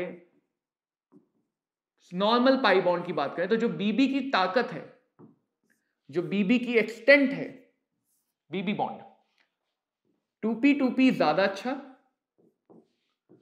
2p 3p week, 2p 4p और वीक। जैसे जैसे एक तरफ की ऑर्बिटल बड़ी होती जाएगी बैक बॉन्ड वीक होता जाएगा, बैक बॉन्ड वीक होता जाएगा। और ग्रुप 13 के लिए स्पेशली 6 से 8 इलेक्ट्रॉन पूरे हो रहे हैं, तो बैक बॉन्ड बनना उसकी भूख कम कर रहा है। भूख को क्या कर रहा है? कम कर रहा है। यहां पे इसको भूख ज्यादा थी इलेक्ट्रॉन की। एक बार पार्टी होगी तो पार्टी के बाद भूख क्या हुई? कम हो गई ना। स्पेशल बॉन्डिंग होने से पहले भूख ज्यादा थी। एक बार स्पेशल बॉन्डिंग हो गई तो भूख थोड़ी बहुत कम हुई या नहीं हुई? तो ये कोऑर्डिनेट बॉन्ड हो, बैक बॉन्ड हो, बनाना बॉन्ड हो, ये सारे बॉन्ड भूख को थोड़ा सा घटा देते हैं। तो जितना अच्छा बैक बॉन्ड होगा उतना बेकार लुविस एसिड होगा, बिकॉज लुविस एसिड्स आर भूखे एटम। जो भूखा है वो लुविस एसिड है, राइट? जो भूखा है वो लुविस एसिड है। तो इलेक्ट्रॉन एक्सेप्टिंग पावर घटेगी तो बहुत important BF3, BCl3, BBr3 and BI3। तो अगर हम इधर जाएंगे तो बैक बॉन्डिंग बीबी बॉन्डिंग कम होगी, बैक बॉन्डिंग कम होगी। Second period, second third period कम होती जाएगी। बैक बॉन्डिंग कम होगी तो भूख बढ़ेगी। इसकी बैक बॉन्डिंग ज्यादा तो इसकी भूख कम है। तो लुविस एसिडिक कैरेक्टर BF3 में सबसे कम है और BI3 में सबसे ज्यादा है। लुविस एसिड कैरेक्टर BF3 में सबसे कम है, BI3 में सबसे ज्यादा है। बोरॉन फैमिली में पूछा जाने वाला one of the very important case क्या सिनेरियो है इनकी लुईस एसिडिक स्ट्रेंथ का। तो हमें इतना समझना है कि बैक बॉन्डिंग आखिर में बला क्या है, बैक बॉन्डिंग आखिर में बला क्या है। देखो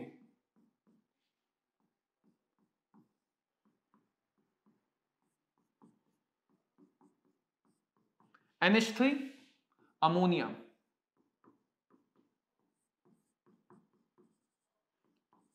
ट्राई मिथाइल अमोनिया, 3H की जगह 3 मिथाइल आ गए, कार्बन का ही बड़ा भाई सिलाइल, मिथाइल की जगह सिलिकॉन आ गया।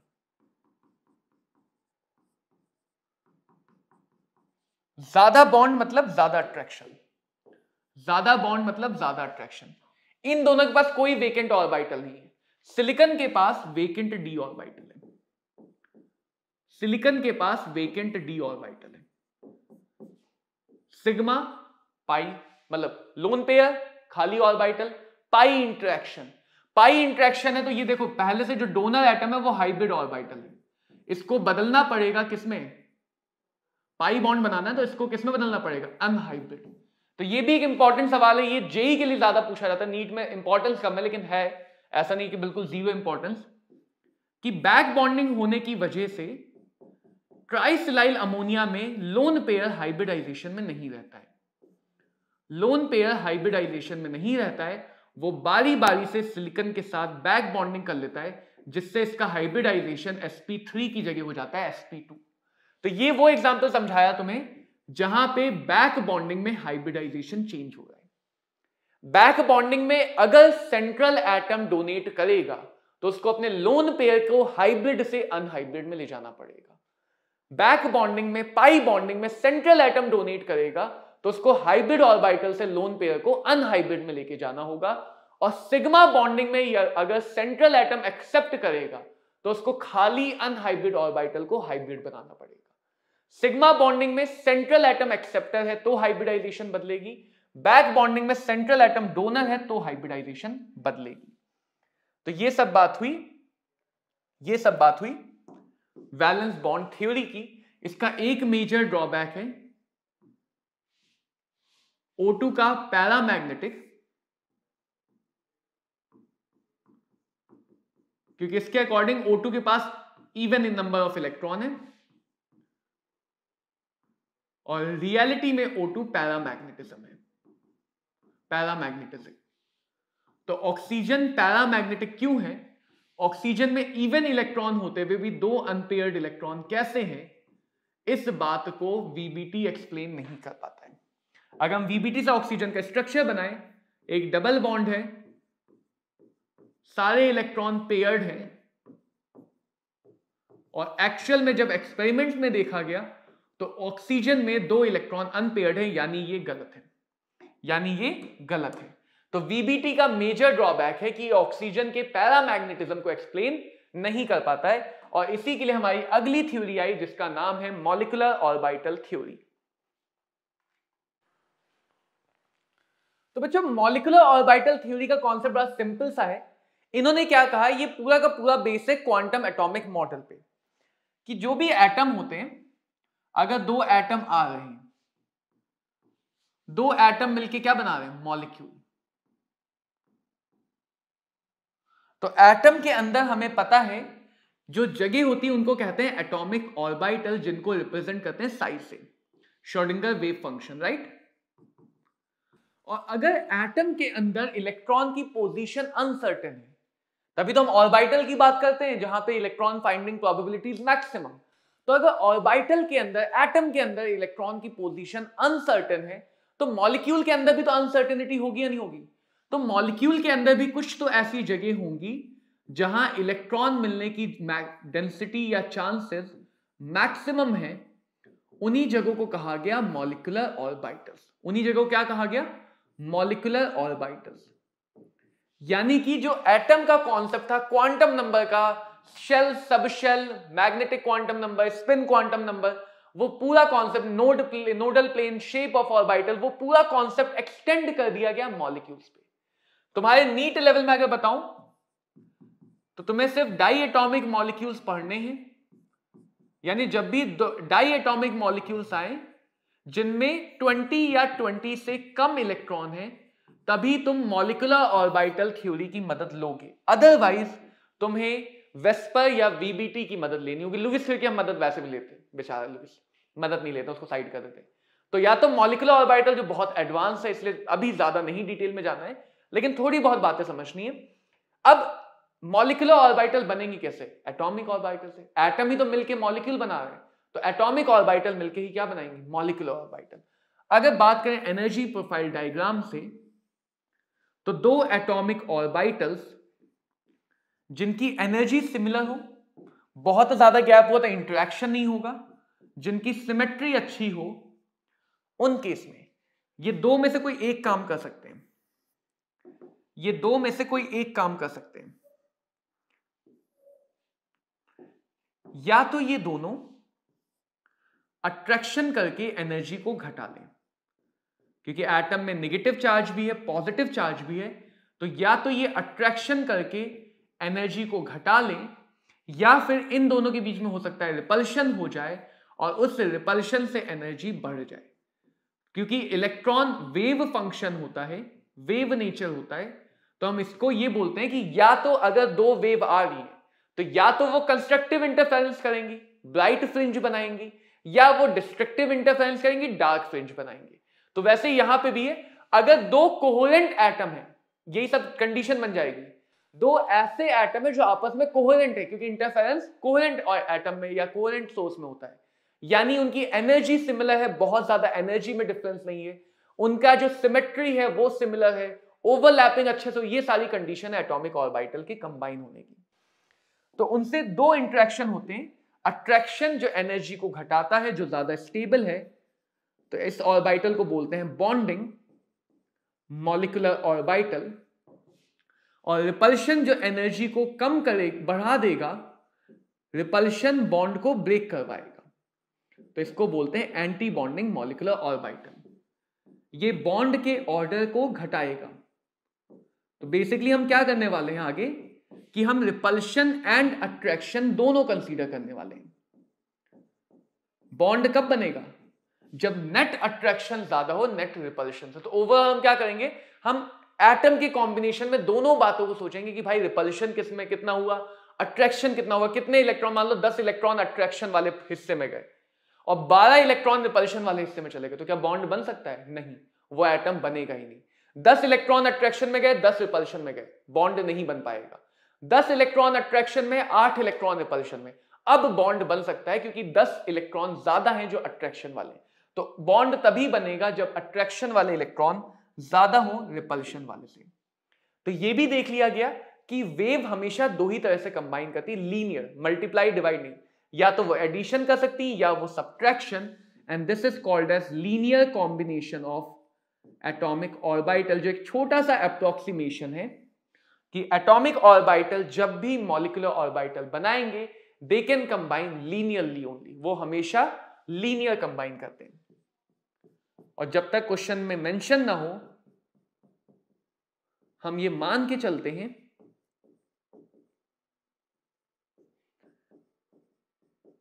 Z axis is our default inter-atomic axis और inter-nuclear axis।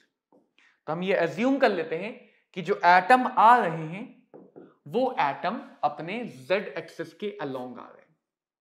Suppose if this is your Z axis, X axis will be perpendicular, Y भी perpendicular होगा, तो दो एटम एक दूसरे को Z डायरेक्शन से अप्रोच कर रहे हैं।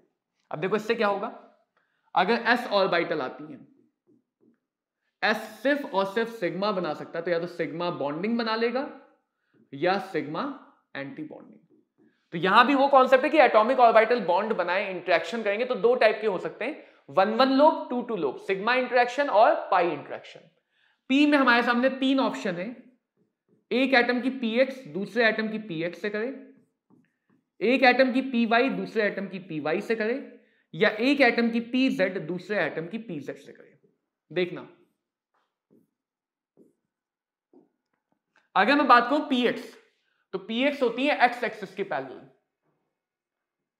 एटम आ रहे इस डायरेक्शन से, खुद देख लो, एक्स एक्सिस की पैरेलल है और एटम आ रहे इस डायरेक्शन से, कौन सा इंटरेक्शन होगा? Pi interaction. अगर बात करूं पी वाई, तो पी वाई ऐसी होगी वाई एक्सिस पे, कैसा इंटरेक्शन होगा? Pi interaction. तो ये भी बनाता है पाई पी एक्स बॉन्डिंग और pi P X anti bonding. ये बनाएगा pi P Y bonding and pi P Y anti bonding. But अगर जेड एक्सिस वाले आ गए, कौन से एक्सिस वाले? जेड एक्सिस वाली आ गई, तो जेड एक्सिस के पैरेलल होगी और एटम भी जेड एक्सिस की डायरेक्शन है। अब इनमें कौन सा ओवरलैप होगा? जो जेड एक्सिस वाली है, इनमें होगा सिग्मा, सिग्मा पी जेड और sigma anti bonding P Z. ऐसे तुम एटम को किसी भी एक्सिस पे, मतलब दो एटम किसी भी डायरेक्शन से आए, उनके न्यूक्लियस से एक लाइन पास करो, उसको तुम जेड एक्सिस मान लो बाय डिफॉल्ट। अगर क्वेश्चन कहे तो एक्स मान लो, वाई मान लो, कोई फर्क नहीं पड़ेगा, क्योंकि जब भी तुम मानोगे तो तीन में से दो पी ऑर्बिटल्स ऐसी होंगी जो पाई ओवरलैपिंग की तरफ जा रही होंगे ऑटोमेटिकली, और एक जाएंगे सिग्मा की तरफ। तो हमेशा दो पाई और एक सिग्मा की तरफ जा रहे थे, तो इसलिए नाम करने के लिए बस डिफॉल्ट किया है जेड एक्सिस। अदरवाइज तुम किसी भी एक्सिस को मान लो, उससे चेंज नहीं आएगा। जो भी जेड एक्सिस या जो भी एक्सिस माना है वो वाली पी सिग्मा बनाएंगी, बाकी बचे हुए पाई बनाएंगी। अगर तुम एटम को एक्स एक्सिस से आता हुआ मानोगे तो पी एक्स सिग्मा, बाकी दोनों पाई। एटम को वाई एक्सिस से आता हुआ मानोगे, पी वाई सिग्मा, बाकी पाई। सब ऑर्बिटल हैं, तो इन सारी ऑर्बिटल में दो ही इलेक्ट्रॉन आ सकते हैं, चाहे वो सिग्मा एस का हो, चाहे पाई का हो, चाहे पी का हो। सिग्मा चाहे एस का हो, चाहे पी का हो, सब में दो ही इलेक्ट्रॉन आते हैं। कुछ बातें समझ लेते हैं। इलेक्ट्रॉन्स एक मॉलिक्यूल में बिल्कुल वैसे ही होते हैं जैसे एटम के अंदर होते हैं, यानी गायब, हमें नहीं पता कहां। एटम में जहां होते हैं उनको बोलते हैं एटॉमिक ऑर्बिटल, मॉलिक्यूल में जहां होते हैं उनको बोलते हैं मॉलिक्यूलर ऑर्बिटल। एटॉमिक ऑर्बिटल जिनकी एनर्जी समान है आसपास से, जिनकी सिमेट्री ठीक ठाक है, वही बना सकती है मॉलिक्यूलर ऑर्बिटल। जैसे एक एक्स एक वाई, एक्स ऐसे थी वाई ऐसे थी, एक्स वाई आपस में परपेंडिकुलर, ये आएंगे तो इंटरेक्शन ही नहीं हुआ लोब में, इनके न्यूक्लियस टकरा जाएंगे, धमाका हो जाएगा। तो सिमेट्री होनी चाहिए। जैसे एटॉमिक ऑर्बिटल के इलेक्ट्रॉन को एक ही न्यूक्लियस फोर्स लगा, तो जो हमने स्टार्टिंग में डायग्राम देखा था, स्टार्टिंग में दो न्यूक्लियस थे, इलेक्ट्रॉन शेड वाला दोनों में घूम रहा था। मॉलिक्यूल में एक से ज्यादा न्यूक्लियस है, मॉलिक्यूल में एक से ज्यादा एटम है, तो जो मॉलिक्यूलर ऑर्बिटल का इलेक्ट्रॉन है उसको एक से ज्यादा न्यूक्लियस फोर्स लगाते हैं। अगर दो एटम के बीच की बॉन्डिंग है तो दो लगाएंगे, तीन एटम के बीच की बनाना बॉन्ड है, तीन न्यूक्लियस लगाएंगे। तो इसीलिए कहते हैं एटॉमिक ऑर्बिटल मोनोसेंट्रिक, उसका एक सेंटर होता है, लेकिन मॉलिक्यूलर ऑर्बिटल पॉलीसेंट्रिक होती है। मॉलिक्यूलर ऑर्बिटल के एक से ज्यादा सेंटर होते हैं, मॉलिक्यूलर ऑर्बिटल के एक से ज्यादा सेंटर होते हैं। जितनी एटॉमिक ऑर्बिटल मिलेंगी उतनी ही मॉलिक्यूलर ऑर्बिटल बनेंगी। यानी अगर यह हाइब्रिडाइजेशन वाली बात है, अगर दो एटॉमिक ऑर्बिटल मिलती हैं तो दो ही ऑर्बिटल बनती हैं, लेकिन दोनों की एनर्जी हाइब्रिडाइजेशन की तरह सेम नहीं होती है। मॉलिक्यूलर ऑर्बिटल और हाइब्रिडाइजेशन में दूसरा अंतर, हाइब्रिड ऑर्बिटल की एनर्जी सेम होती है, मॉलिक्यूलर ऑर्बिटल की एनर्जी डिफरेंट होती है। जिसकी कम होगी उसको कहा जाएगा बॉन्डिंग, जिसकी ज्यादा होगी उसको कहा जाएगा एंटी बॉन्डिंग। बॉन्डिंग वाली मॉलिक्यूलर ऑर्बिटल कम एनर्जी की, इसलिए ज्यादा स्टेबल, तो बॉन्ड बनाने में हेल्प करती है। ऐसे सोचो, attraction is bonding, repulsion is anti bonding. जैसे इलेक्ट्रॉन की प्रोबेबिलिटी हम एटॉमिक ऑर्बिटल में देते हैं, वैसे ही इलेक्ट्रॉन की प्रोबेबिलिटी मॉलिक्यूल के अंदर मॉलिक्यूलर ऑर्बिटल में देते हैं। मॉलिक्यूलर ऑर्बिटल को भी वैसे ही भरा जाता है जैसे एटॉमिक ऑर्बिटल को, यानी आबाहु प्रिंसिपल एनर्जी के ऑर्डर में, पॉली प्रिंसिपल, यानी पहले एक ऑर्बिटल में मैक्सिमम दो इलेक्ट्रॉन, और हंस रूल, अगर इक्वल एनर्जी है तो पहले एक एक इलेक्ट्रॉन देन पेयरिंग। तो जैसे हम इलेक्ट्रॉनिक कॉन्फ़िगरेशन एटम का करते हैं, बिल्कुल ठीक वैसे ही इलेक्ट्रॉनिक कॉन्फ़िगरेशन हम मॉलिक्यूल का कर सकते हैं। समझो, यहां पे हमारे पास दो कैटेगरी है, 16 इलेक्ट्रॉन या ज्यादा की है बच्चों, ठीक है, 14 इलेक्ट्रॉन या कम की है। ऐसे याद रख सकते हो, 1 2 2 1 2 1 2 1, ये कोड याद रख सकते हो। 12 21 21 21 21 21, sigma 1s, sigma 1s anti bonding, sigma 2s, sigma 2s anti bonding, 21 12 21 का मतलब सिग्मा 2pz पहले, चलो इसको बाद में देखेंगे। इतना पोर्शन यहां भी मिलेगा, sigma 1s anti bonding, sigma 2s anti bonding. तो 1s और 2s तक का ऑर्डर तो सेम है। इसके बाद 1 2 2 1 का मतलब पहले एक सिग्मा आएगी, पी में एक सिग्मा 2 पाई होती ना, तो ध्यान रखना 1 2 का मतलब 2 पाई और 1 का मतलब 1 सिग्मा। तो 1 2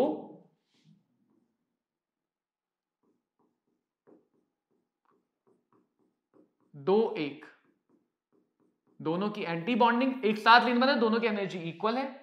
फिर 1 यानी सिग्मा की एंटी बॉन्डिंग। 12 21 21 का मतलब पहले 2 यानी कि पाई आएंगे, पाई ऑर्बिटल 2, सिग्मा ऑर्बिटल 1 से। तो पी का जो ऑर्डर है वो सिग्मा पाई का बस बदलता है, बॉन्डिंग वाला। एक जगह 12 एक जगह 21। सिग्मा 2pz एंटी बॉन्डिंग का ऑर्डर सेम रहता है, पाई 2px anti bonding, pi 2py anti bonding and sigma anti bonding 2pz। तो हम किसी भी मॉलिक्यूल का कॉन्फ़िगरेशन कर सकते हैं following this order. This is the order for electronic configuration. तो अगर तुम मॉलिक्यूलर ऑर्बिटल के किसी भी क्वेश्चन में फंसते हो तो ये कॉन्फ़िगरेशन तुम्हारी हेल्प कर देगा, ये कॉन्फ़िगरेशन हेल्प कर देगा। जैसे सपोज मुझे ऑक्सीजन चाहिए, let's do it on the next page.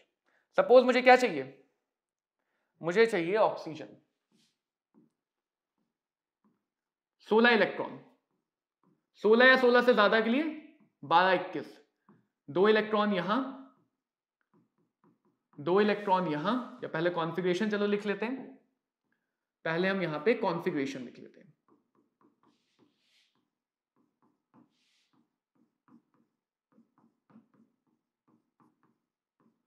12 21 क्या कॉन्फ़िगरेशन है, 12 21। अब 16 इलेक्ट्रॉन, अब भरा जाएगा 16 इलेक्ट्रॉन, 2 इलेक्ट्रॉन 2 4 6 8 10 इलेक्ट्रॉन तक आ गए। इनकी एनर्जी इक्वल है तो हंट रूल, यानी कि पहले एक एक electron, 11th electron 12th electron, 13th electron 14 electron, 15 16। ये हो गया ऑक्सीजन का मॉलिक्यूलर कॉन्फ़िगरेशन, मॉलिक्यूलर ऑक्सीजन का कॉन्फ़िगरेशन। यहां से क्या क्या निकाल सकते हो, सबसे पहले निकाल सकते हो बॉन्ड ऑर्डर। जितने भी बॉन्डिंग इलेक्ट्रॉन है वो मदद करेंगे, जितने भी एंटी बॉन्डिंग इलेक्ट्रॉन है वो अपोज करेंगे। तो bonding electron plus anti bonding minus. 2 electron एक बॉन्ड बनाता है तो 1 इलेक्ट्रॉन आधा बॉन्ड बनाएगा, इसलिए डिवाइडेड बाय 2। गिनो, 2 बॉन्डिंग, 2 और 4, 2 और 6, 2 और 2 10, टोटल 10 बॉन्डिंग इलेक्ट्रॉन। इधर गिनो, 2 2 4 2 6 एंटी बॉन्डिंग डिवाइडेड बाय 2, यानी हमें पता चल गया कि ऑक्सीजन का बॉन्ड ऑर्डर कितना है, बॉन्ड ऑर्डर 2 है। एक और मॉलिक्यूल को देखते हैं, C2, जिसमें 12 इलेक्ट्रॉन होते हैं। 12 इलेक्ट्रॉन यानी कि 14 से कम वाला, तो 21 21,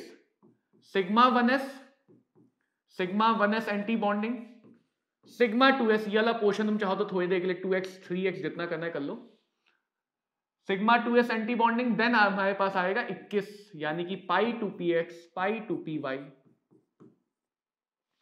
sigma 2pz pi 2px anti bonding, pi 2py anti bonding, sigma 2pz anti bonding. अब समझो, अब खेला देखो, 12 electron, 2 2 4 2 6 2 8 9 10 11 12 electron. Bond order basically देखो, जो हमने नाम दिया है सिग्मा पाई, कुछ सोच के तो दिया है, सिग्मा इंटरेक्शन पाई इंटरेक्शन। तो हम एक साथ बॉन्ड ऑर्डर क्यों निकालें, हम अलग अलग भी तो निकाल सकते हैं। तो सिर्फ सिग्मा पे ध्यान दो, सिर्फ सिग्मा पे। 2 इलेक्ट्रॉन सिग्मा के ये हैं जो बॉन्ड बनवा देंगे, 2 इलेक्ट्रॉन सिग्मा के ये हैं जो बॉन्ड बना देंगे। तो सिग्मा के बॉन्ड वाले बनाने वाले 4 इलेक्ट्रॉन हैं। बॉन्ड ऑर्डर का जो फॉर्मूला है Nb - Na/2 से तुम सिग्मा पाई पे अलग अलग लगा के ज्यादा इंटरेस्टिंग रिजल्ट निकाल सकते हो। सिग्मा के 2 इलेक्ट्रॉन ये और सिग्मा के 2 इलेक्ट्रॉन ये जो बॉन्ड तोड़ देंगे तो -4 डिवाइडेड बाय 2 0 आ गया। सिग्मा बॉन्ड तो बन ही नहीं पाया, सिग्मा बॉन्ड की कहानी तो शुरू होने से पहले ही खत्म हो गई। पाई की कहानी देख लेते हैं। पाई बनाने वाले दो ये 4 ऐसे इलेक्ट्रॉन हैं जो पाई बनाने में मदद कर देंगे और पाई को तोड़ने में कोई इलेक्ट्रॉन नहीं है, यानी पाई में सपोर्ट ही सपोर्ट है। ये तो वही बात हो गई, बड़े बिजनेस को सपोर्ट, छोटे बिजनेस को तोड़ दिया, तो ये हो गया। तो C2 में टोटल कितने बॉन्ड बने? 2, और दोनों के दोनों बॉन्ड कैसे हैं? Pi bond. तो ये एनसीईआरटी का एक्सेप्शन है, ये एनसीईआरटी का एक्सेप्शन है। 3-4 साल पहले नीट एग्जाम में पूछा गया था कि इनमें से किस मॉलिक्यूल में सिग्मा बॉन्ड नहीं होता है, केवल पाई बॉन्ड होता है। और आधे बच्चे तो सोचते हैं कि जब भी पढ़ा है पाई को सिग्मा के साथ पढ़ा है, सिग्मा के बाद पढ़ा है।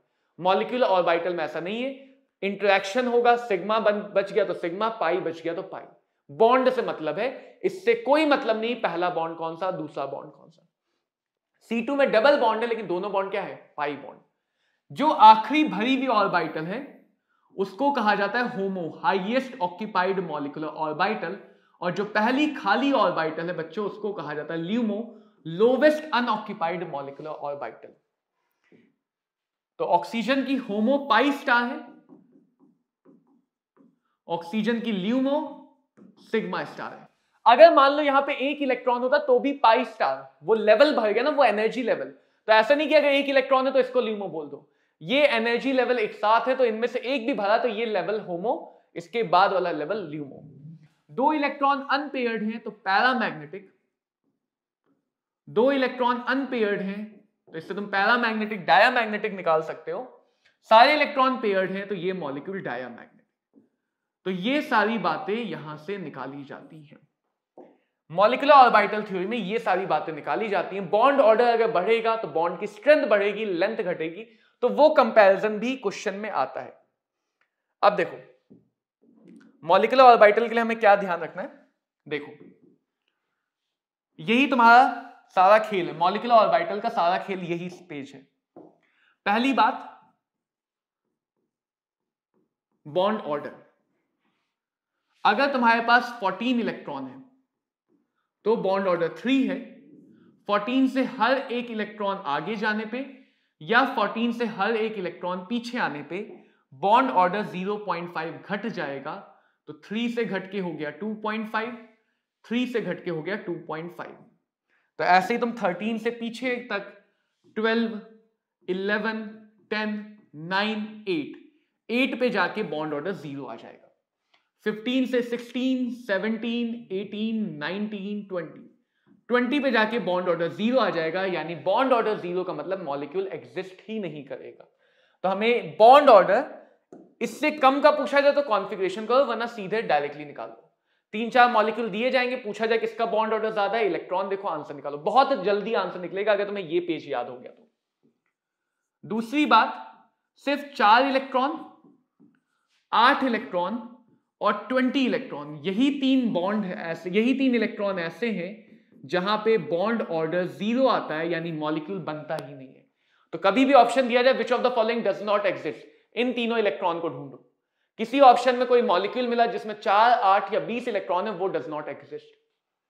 तीसरी बात, 10 इलेक्ट्रॉन और 12 इलेक्ट्रॉन, नीट में यही 2 पूछे जाते हैं। ऐसा नहीं कि यही 2 है, लेकिन नीट में यही 2 पूछे जाते हैं। इनमें कोई सिग्मा बॉन्ड नहीं है, 10 और 12 में कोई सिग्मा बॉन्ड नहीं है। 10 का बॉन्ड ऑर्डर यहां से देखो, 12 का 2, 11 का 1.5, 10 का 1।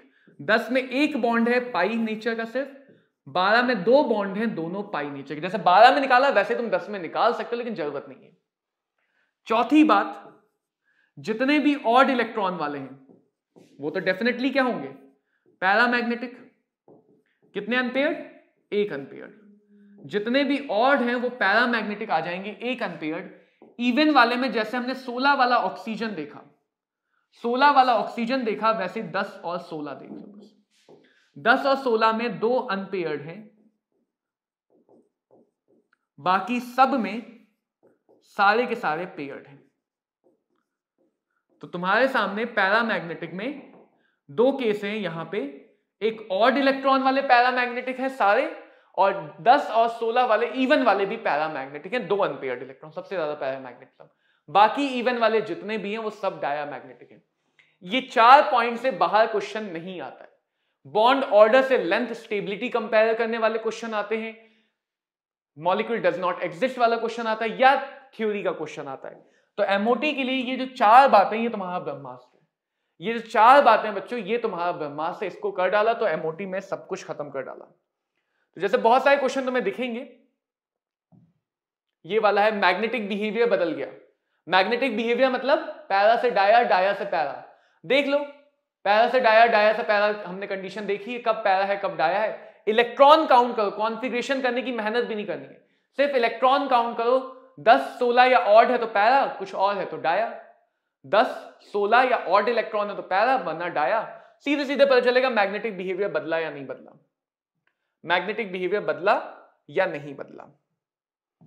तो इसी के साथ बच्चों मॉलिक्यूलर ऑर्बिटल भी समाप्त होता है। अब बारी आती है आयोनिक बॉन्ड की। आयोनिक बॉन्ड क्या है? एक ऐसा बॉन्ड जो इलेक्ट्रॉन के ट्रांसफर से बनता है। किससे बनता है? ट्रांसफर से। यानी अगर मेरे पास एक एटम ए है, एक एटम बी है, तो एक एटम लॉस करेगा इलेक्ट्रॉन को, 1, 2, 3 जितना चाहे, वो मेटल होगा मोस्टली, कैटायनिक फॉर्म में चला जाएगा। दूसरा एटम गेन करेगा, वो नॉन मेटल है, एनायोनिक फॉर्म में आ जाएगा। और इनके बीच का जो अट्रैक्शन है, इनके बीच का क्या है? अट्रैक्शन। उसी अट्रैक्शन को कहा गया आयोनिक बॉन्ड। उसी अट्रैक्शन को क्या कहा गया?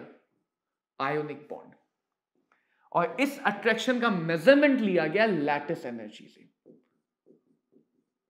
कि जब ये आयोनिक बॉन्ड बना 1 मोल गैसियस एटम से, तो जितनी एनर्जी इवॉल्व होगी, जो इनकी potential energy, that is our lattice energy. तो लैटिस एनर्जी आयोनिक बॉन्ड की पोटेंशियल एनर्जी की तरह, तुम्हें पता है चार्ज के बीच की पोटेंशियल एनर्जी होती है 1/4 pi epsilon naught Q1 Q2 by R with sign. तो लैटिस एनर्जी डिपेंड करती है Q1 Q2 बाय R पे। जब भी लैटिस एनर्जी कंपेयर करना हो, पहले Q1 Q2, कभी भी Q1 Q2 अलग मत देखो, हमेशा Q1 Q2 का प्रोडक्ट देखो। अगर R अलग है तो Q1 R पे डिसाइड कर लो, Q1 Q2 अलग है तो Q1 Q2 पे डिसाइड कर लो। अगर दोनों अलग है तो इस पे डिसाइड करो। Q1 Q2 ज्यादा डोमिनेटिंग होता है, मोस्टली प्रोडक्ट ऑफ चार्ज ज्यादा डोमिनेटिंग होता है। तो ऐसे अगर क्वेश्चन आते हैं कि इनमें से किसकी लैटिस एनर्जी ज्यादा है, किसकी लैटिस एनर्जी कम है, फर्स्ट ऑफ ऑल तुम्हें उस बॉन्ड को मानना है आयोनिक बॉन्ड। जैसे सपोज मैग्नीशियम ऑक्साइड और एल्यूमिनियम ऑक्साइड, किसकी लैटिस एनर्जी ज्यादा है, किसकी लैटिस एनर्जी कम है? +2 -2 +3 -2। Q1 Q2 2 × 2 4, साइन को छोड़ दो, नेगेटिव ही आएगा, अट्रैक्शन है तो नेगेटिव ही आएगा। 3 × 2 6, लैटिस एनर्जी किसकी ज्यादा होगी? Al2O3 की। So lattice energy depends directly on Q1 Q2 by R। जितना ज्यादा लैटिस एनर्जी होगा, आयोनिक बॉन्ड उतना स्ट्रॉन्ग होगा, आयोनिक बॉन्ड उतना स्ट्रॉन्ग होगा, क्योंकि उनके बीच में फोर्स ऑफ अट्रैक्शन भी उतना ज्यादा होगा। यानी आयोनिक बॉन्ड को ब्रेक करने का जो मेन कंट्रीब्यूशन है, जो मेन फैक्टर देखा जाता है, that factor my dear student is lattice energy. This is what? Lattice energy. Break करने से भी समझ सकते हैं कि ब्रेक करने में कितना चाहिए या फिर बनने में कितना एनर्जी इवॉल्व होगी। ब्रेक करने में जितनी दी होगी, बनने में उतनी ही इवॉल्व हुई होगी, बनने में उतनी ही इवॉल्व हुई होगी। हाइड्रेशन का मतलब क्या है? जब भी कोई आयन पानी में डिसॉल्व किया जाता है, तो पानी के डाइपोल उसके चारों तरफ एक लेयर बना लेंगे, डाइपोल आयन इंटरेक्शन। मतलब समझो ना, कोई सेलिब्रिटी आ गया, जैसे मान लो आज येलो शर्ट है, अच्छा धोनी आ गया, रांची में आ गया, वो भी एक तो धोनी भाई साहब आए हैं और रांची में आए हैं। अब सोचो क्या होगा, दूर दूर लोगों से, छतों से कूद के, दीवार को फांद के भी लोग आ जाएंगे। तो ये जो ऑक्सीजन के मॉलिक्यूल दूर गांव देहात से भी भाग के आ गए, इसको कहा जाएगा कि धोनी भाई का हाइड्रेशन हो गया। क्या हो गया? हाइड्रेशन हो गया। लोगों के प्यार ने उन्हें घेर लिया। और एक ना एक बार तो भाई जब प्यार होता है, अट्रैक्शन बढ़ा, तो एक ना एक बार तो मन होता है कि चलो यार यहीं रुक जाए, घर तो आखिर घर होता है। तो हाइड्रेशन स्टेबिलिटी को बढ़ाता है, हाइड्रेशन स्टेबिलिटी को बढ़ाता है, ये आयन स्टेबलाइज होगा। तो जब हम आयोनिक बॉन्ड की बात करेंगे तो हमें दोनों चीजों को समझना है। लैटिस को ब्रेक करना कितना मुश्किल आसान है, और पानी में जाके वो आयन कितना स्टेबल होगा, क्योंकि जितना स्टेबल होगा उतनी एनर्जी इवॉल्व करेगा, उतनी एनर्जी इवॉल्व करेगा, उतनी एनर्जी इवॉल्व करेगा। तो क्या क्या बातें देखी जाती हैं? सबसे पहले अगर किसी आयोनिक सॉलिड की बात करें, सॉलिबिलिटी की, तो डिसॉल्व तभी होगा जब हाइड्रेशन से मिलने वाली एनर्जी इतनी ज्यादा हो कि वो लैटिस को खुद से ब्रेक कर पाए, तभी तो खुद से डिसॉल्व होगा। यहां से जो एनर्जी इवॉल्व हुई वो इतनी सफिशिएंट हो कि वो यहां पे ब्रेक कर पाए। तो हाइड्रेशन और लैटिस को कंपेयर करके सॉलिबिलिटी बताई जाएगी एस ब्लॉक में। दूसरी बात क्या आती है यहां पे कि अगर हाइड्रेशन बढ़ेगा तो स्टेबिलिटी बढ़ेगी, अगर हाइड्रेशन बढ़ेगा तो घूमना फिरना मुश्किल हो जाएगा, तो मोबिलिटी घट जाएगी। अगर हाइड्रेशन बढ़ेगा तो रेडियस, देखो साइज बढ़ा है नहीं बढ़ा, हाइड्रेटेड साइज, तो जो हाइड्रेटेड साइज है, हाइड्रेटेड साइज बढ़ जाएगा। तो ये सारी बातें डिपेंड करती हैं हाइड्रेशन पे। अगर हाइड्रेशन बढ़ेगा तो ये बातें दिखेंगी। हाइड्रेशन कैसे पता चलेगा? जिसकी पॉपुलैरिटी, जिसकी स्ट्रेंथ जितनी ज्यादा उतना ज्यादा हाइड्रेशन। तो हाइड्रेशन भी डिपेंड करता है चार्ज डिवाइडेड बाय साइज पे। डाउन द ग्रुप जाने पे साइज बढ़ता है, हाइड्रेशन कम होता है। इसीलिए अगर मैं अल्कली मेटल में बात करूं तो लिथियम की मोबिलिटी सबसे कम है, सीजियम की मोबिलिटी सबसे ज्यादा है। लिथियम का हाइड्रेशन सबसे ज्यादा होगा, सीजियम का हाइड्रेशन सबसे कम होगा, सबसे कम होगा। याद रखना इस बात को। H+ का हाइड्रेशन भी ज्यादा होता है, still H+ has very high mobility. Hydration ज्यादा होने के बाद भी ये कूद के चला जाता है, इसलिए H+ आयन की मोबिलिटी सबसे ज्यादा होती है। तो ये दो एनर्जी को कंपेयर करना आना चाहिए, hydration and lattice energy. Now बच्चों आता है फजान रूल, जो सबसे इंपॉर्टेंट पार्ट होता है आयोनिक बॉन्ड का। फजान रूल हमें ये बताता है, क्या बताता है कि कैसे आयोनिक बॉन्ड में कोवेलेंट कैरेक्टर आता है। तो ध्यान देना, फजान रूल हमेशा तुम्हें कोवेलेंट कैरेक्टर के बारे में बताएगा, और कोवेलेंट कैरेक्टर से ही हमने एसिड बेस पहचानना सीखा है। तो suppose we have an ionic bond between a cation and anion, we have ionic bond between a cation and anion. तो क्या होगा यहां पे कि कैटायन के पास इलेक्ट्रॉन नहीं है, एनायन के पास इलेक्ट्रॉन चला गया। कुछ ऐसा सिनेरियो मान लेते हैं कि अभी हमारे पास कंप्लीट ट्रांसफर ऑफ इलेक्ट्रॉन हो गया। शुरुआत हमेशा परफेक्ट आयोनिक बॉन्ड मान के करना। शुरुआत हमेशा कैसे करोगे? बॉन्ड को परफेक्ट आयोनिक बॉन्ड मान के, कि पूरी तरह से इलेक्ट्रॉन का ट्रांसफर हो गया।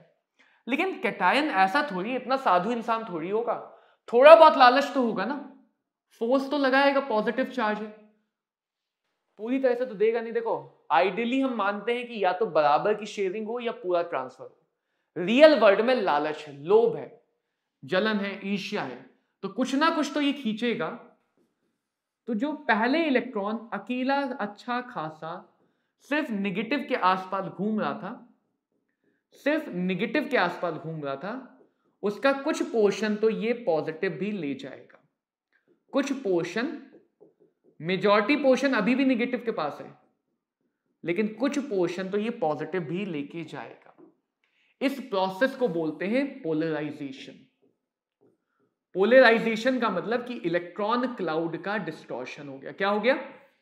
इलेक्ट्रॉन क्लाउड का डिस्टॉर्शन हो गया। इलेक्ट्रॉन क्लाउड सिमेट्रिकल नहीं रहा, जैसे पहले बिल्कुल अच्छा सा गोला था वैसा नहीं रहा। और अब देखें तो क्या ट्रांसफर पूरा एक्चुअल है? नहीं, ऐसा बॉन्ड हो गया पार्शियल कोवेलेंट पार्शियल आयोनिक। तो एक्चुअल कोई भी बॉन्ड ना ही पूरी तरह से कोवेलेंट है ना ही पूरी तरह से आयोनिक है। कोवेलेंट हो तो इलेक्ट्रोनेगेटिविटी का डिफरेंस आयोनिक ले आता है, याद है पीरियोडिक क्लासिफिकेशन।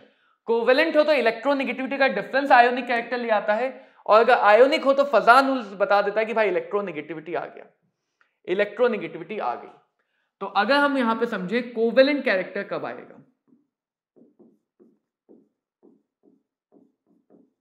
कोवेलेंट कैरेक्टर देखो कब आएगा, अगर ये खींच ले गया, हमेशा ध्यान रखना, अगर ये खींच ले गया तो कोवेलेंट बना देगा, नहीं खींच पाया तो आयोनिक रह जाएगा। जब तक नहीं खींचा था तब तक बॉन्ड कैसा था, आयोनिक। तो हम शुरुआत में क्या मान चले, आयोनिक। कैटायन सफल हुआ मतलब आयोनिक विफल हुआ, कैटायन सफल हुआ मतलब आयोनिक विफल हुआ। तो कोवेलेंट कैरेक्टर डिपेंड करता है कितना पोलराइजेशन हो रहा है, कैटायन कितना सफल हो रहा है।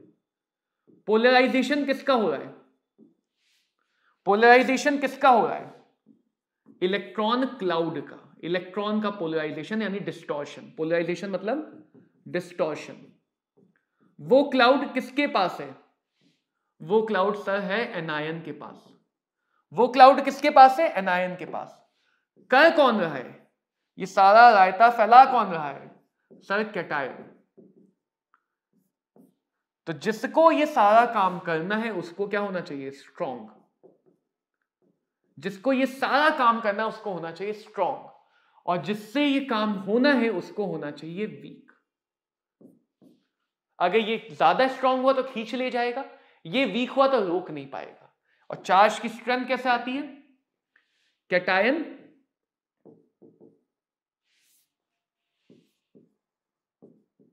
कैटायन का चार्ज क्या हो, यानी कैटायन को स्ट्रॉन्ग होना है, कैटायन का चार्ज ज्यादा। कैटायन का साइज क्या हो, कैटायन का साइज छोटा हो, चार्ज डेंसिटी। एनायन का साइज क्या हो, एनायन बड़ा हो ताकि इलेक्ट्रॉन दूर हो, दूर के इलेक्ट्रॉन को किडनैप करना आसान होगा। तो ये तीनों फैक्टर मिलके मॉलिक्यूल के कोवेलेंट कैरेक्टर को बढ़ा देंगे। ये तीनों फैक्टर मिलके मॉलिक्यूल के कोवेलेंट कैरेक्टर को बढ़ा देंगे। ये भी याद रख सकते हो, स्मॉल कैटायन स्क्ला, small cation large anion, covalent character ज्यादा। Small cation large anion, covalent character ज्यादा। थोड़ा सा बच्चों यहां पे बहुत ध्यान, थोड़ा सा ध्यान दे लेना कि जो कैटायन है उसके लिए कंडीशन अलग है, एनायन की कंडीशन अलग है। तो जब भी तुम कंपेयर कर रहे हो, जब भी तुम कंपेयर कर रहे हो, इस बात को ध्यान में रख के कंपेयर करना कि तुम किसके लिए कंपेयर कर रहे हो। तुम कंपेयर कर रहे हो, तुम कंपेयर कर रहे हो कैटायन के लिए या तुम कंपेयर कर रहे हो एनायन के लिए। जैसे सपोज अगर मैं तुमसे पूछूं सोडियम ऑक्साइड और सोडियम क्लोराइड, सोडियम फ्लोराइड एक ही पीरियड का लेते हैं फिलहाल, किसका कोवेलेंट कैरेक्टर ज्यादा होगा। तो यहां पे कैटायन सेम है, एनायन, एनायन में क्या देखते हैं, बड़ा। फ्लोरीन ऑक्साइड, ऑक्साइड ज्यादा बड़ा है, इससे खींचना आसान होगा, तो इससे खींचना आसान होगा तो कोवेलेंट कैरेक्टर ज्यादा होगा, कोवेलेंट कैरेक्टर ज्यादा होगा, बड़ा है O2 माइनस, ज्यादा नेगेटिव, ज्यादा बड़ा साइज। अगर मैं तुमसे पूछूं सोडियम क्लोराइड और पोटेशियम क्लोराइड, किसका आयोनिक कैरेक्टर ज्यादा है, किसका आयोनिक कैरेक्टर ज्यादा। अब हम यहां पे कंपेयर करें कैटायन पे, चार्ज सेम, तो छोटा कैटायन ज्यादा कोवेलेंट देगा NaCl का। तो क्राइटेरिया अलग है, एनायन के लिए बड़ा साइज, कैटायन के लिए छोटा साइज, स्क्ला। तो अगर तुम कैटायन को देख रहे हो, कैटायन शुड बी स्मॉलर या चार्ज ज्यादा। अगर तुम एनायन को देख रहे हो तो anion should be bigger, anion should be bigger. तो ये हमें ध्यान रखना है कि हम किस बेसिस पे कब कंपेयर कर रहे हैं, किससे कंपेयर कर रहे हैं। थर्मल स्टेबिलिटी की बात देखी जाती है आयोनिक कैरेक्टर में, क्योंकि ज्यादा थर्मल स्टेबल होने का मतलब टेम्परेचर देने पे आसानी से ना टूटे। तो थर्मल स्टेबिलिटी के क्वेश्चन एस ब्लॉक, जितना भी हमने आयोनिक बॉन्ड के आगे पढ़ा है वो सब एस ब्लॉक के साथ मर्ज होकर आता है। अगर एनायन जो नेगेटिव चार्ज है वो मोनो एटॉमिक है, कैसा है, मोनो एटॉमिक, सिंगल एटम वाला। और अगर एनायन पॉली एटॉमिक है, कैसा है, बहुत सारे एटम, जैसे सल्फेट, नाइट्रेट, क्योंकि दोनों फैक्टर हैं। यहां पे हम देखते हैं लैटिस एनर्जी, जिसकी लैटिस ज्यादा अच्छा उसका आयोनिक बॉन्ड ज्यादा अच्छा, जिसका आयोनिक बॉन्ड ज्यादा अच्छा उसका स्टेबिलिटी ज्यादा, आयोनिक बॉन्ड स्ट्रॉन्ग है कोवेलेंट बॉन्ड से। और अगर पॉलीएटॉमिक एनायन है तो यहां पे हम देखते हैं आयोनिक कैरेक्टर, आयोनिक कैरेक्टर, जिसका आयोनिक कैरेक्टर ज्यादा, यानी यहां पे क्या देखते हैं फजानसूल, जिसका कोवेलेंट कम आयोनिक ज्यादा, आयोनिक ज्यादा तो थर्मल स्टेबिलिटी ज्यादा। क्यों? दोनों फैक्टर थर्मल स्टेबिलिटी को समझाते हैं। आयोनिक कैरेक्टर जितना ज्यादा होगा उतना अच्छा आयोनिक बॉन्ड, जितना अच्छा आयोनिक बॉन्ड उतना ज्यादा स्टेबल, उतना ज्यादा स्ट्रॉन्ग। लैटिस भी वही बात बता रहा है, लेकिन दोनों के ट्रेंड अलग अलग हैं।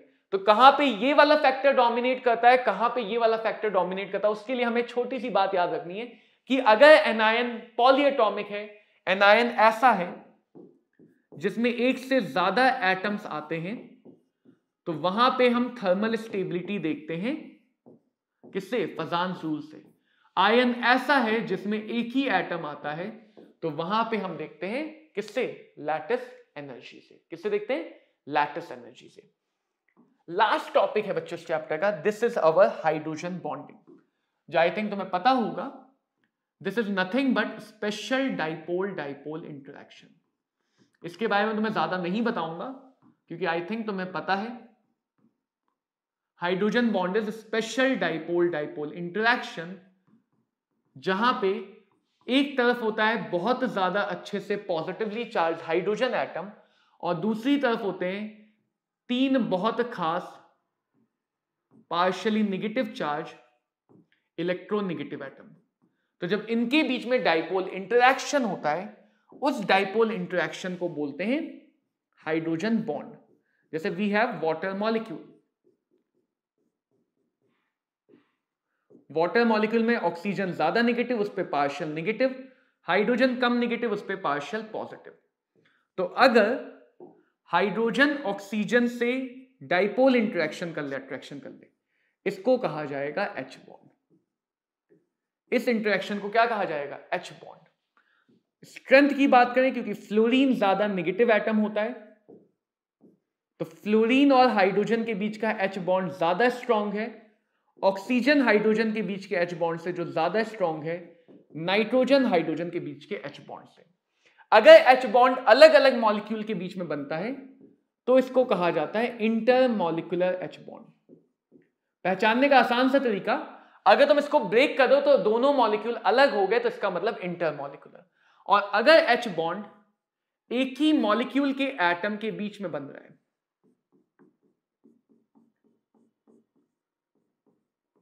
एक ही मॉलिक्यूल के एटम्स के बीच में बन रहा है, तो इसको कहा जाता है इंट्रामॉलिक्यूलर एच बॉन्ड। क्या कहते हैं? Intramolecular H bond, intramolecular H bond. So this is about our H bond.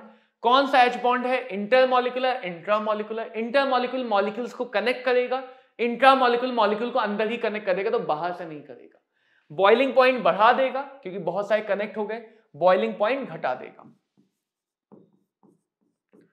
Boiling point घटा देगा तो वोलेटिलिटी को बढ़ा देगा, बॉइलिंग पॉइंट बढ़ा देगा तो वोलेटिलिटी को घटा देगा। तो बेसिक सी बातें आती हैं हाइड्रोजन बॉन्ड के बारे में, बहुत ज्यादा खास नहीं हाइड्रोजन बॉन्ड, तो इसके बारे में हम बहुत ज्यादा नहीं पढ़ते। फिलहाल इस चैप्टर को हम यहीं पे फिनिश करेंगे, बट ऐसा नहीं कि इस चैप्टर का रोल खत्म हो गया। अभी ब्लॉक केमिस्ट्री पढ़ेंगे, ये दोबारा से यूज होगा, बहुत सारी बातें आएंगी, जैसे बेंट रूल आएगा, ड्रैगोज रूल आएगा, ठीक है, लैटिस एनर्जी के यूजेस आएंगे, फजान रूल के यूजेस आएंगे, थर्मल स्टेबिलिटी के यूजेस आएंगे। तो इन सब बातों को जगह जगह यूज करेंगे। तो बहुत जल्दी बच्चों अगली क्लास में मिलते हैं। आई होप आप सबको ये बहुत अच्छे से समझ में आया हो। अगर समझ में आ गया है तो जाके क्वेश्चन लगा लो। मिलते हैं बच्चों अगली क्लास में। All the very best.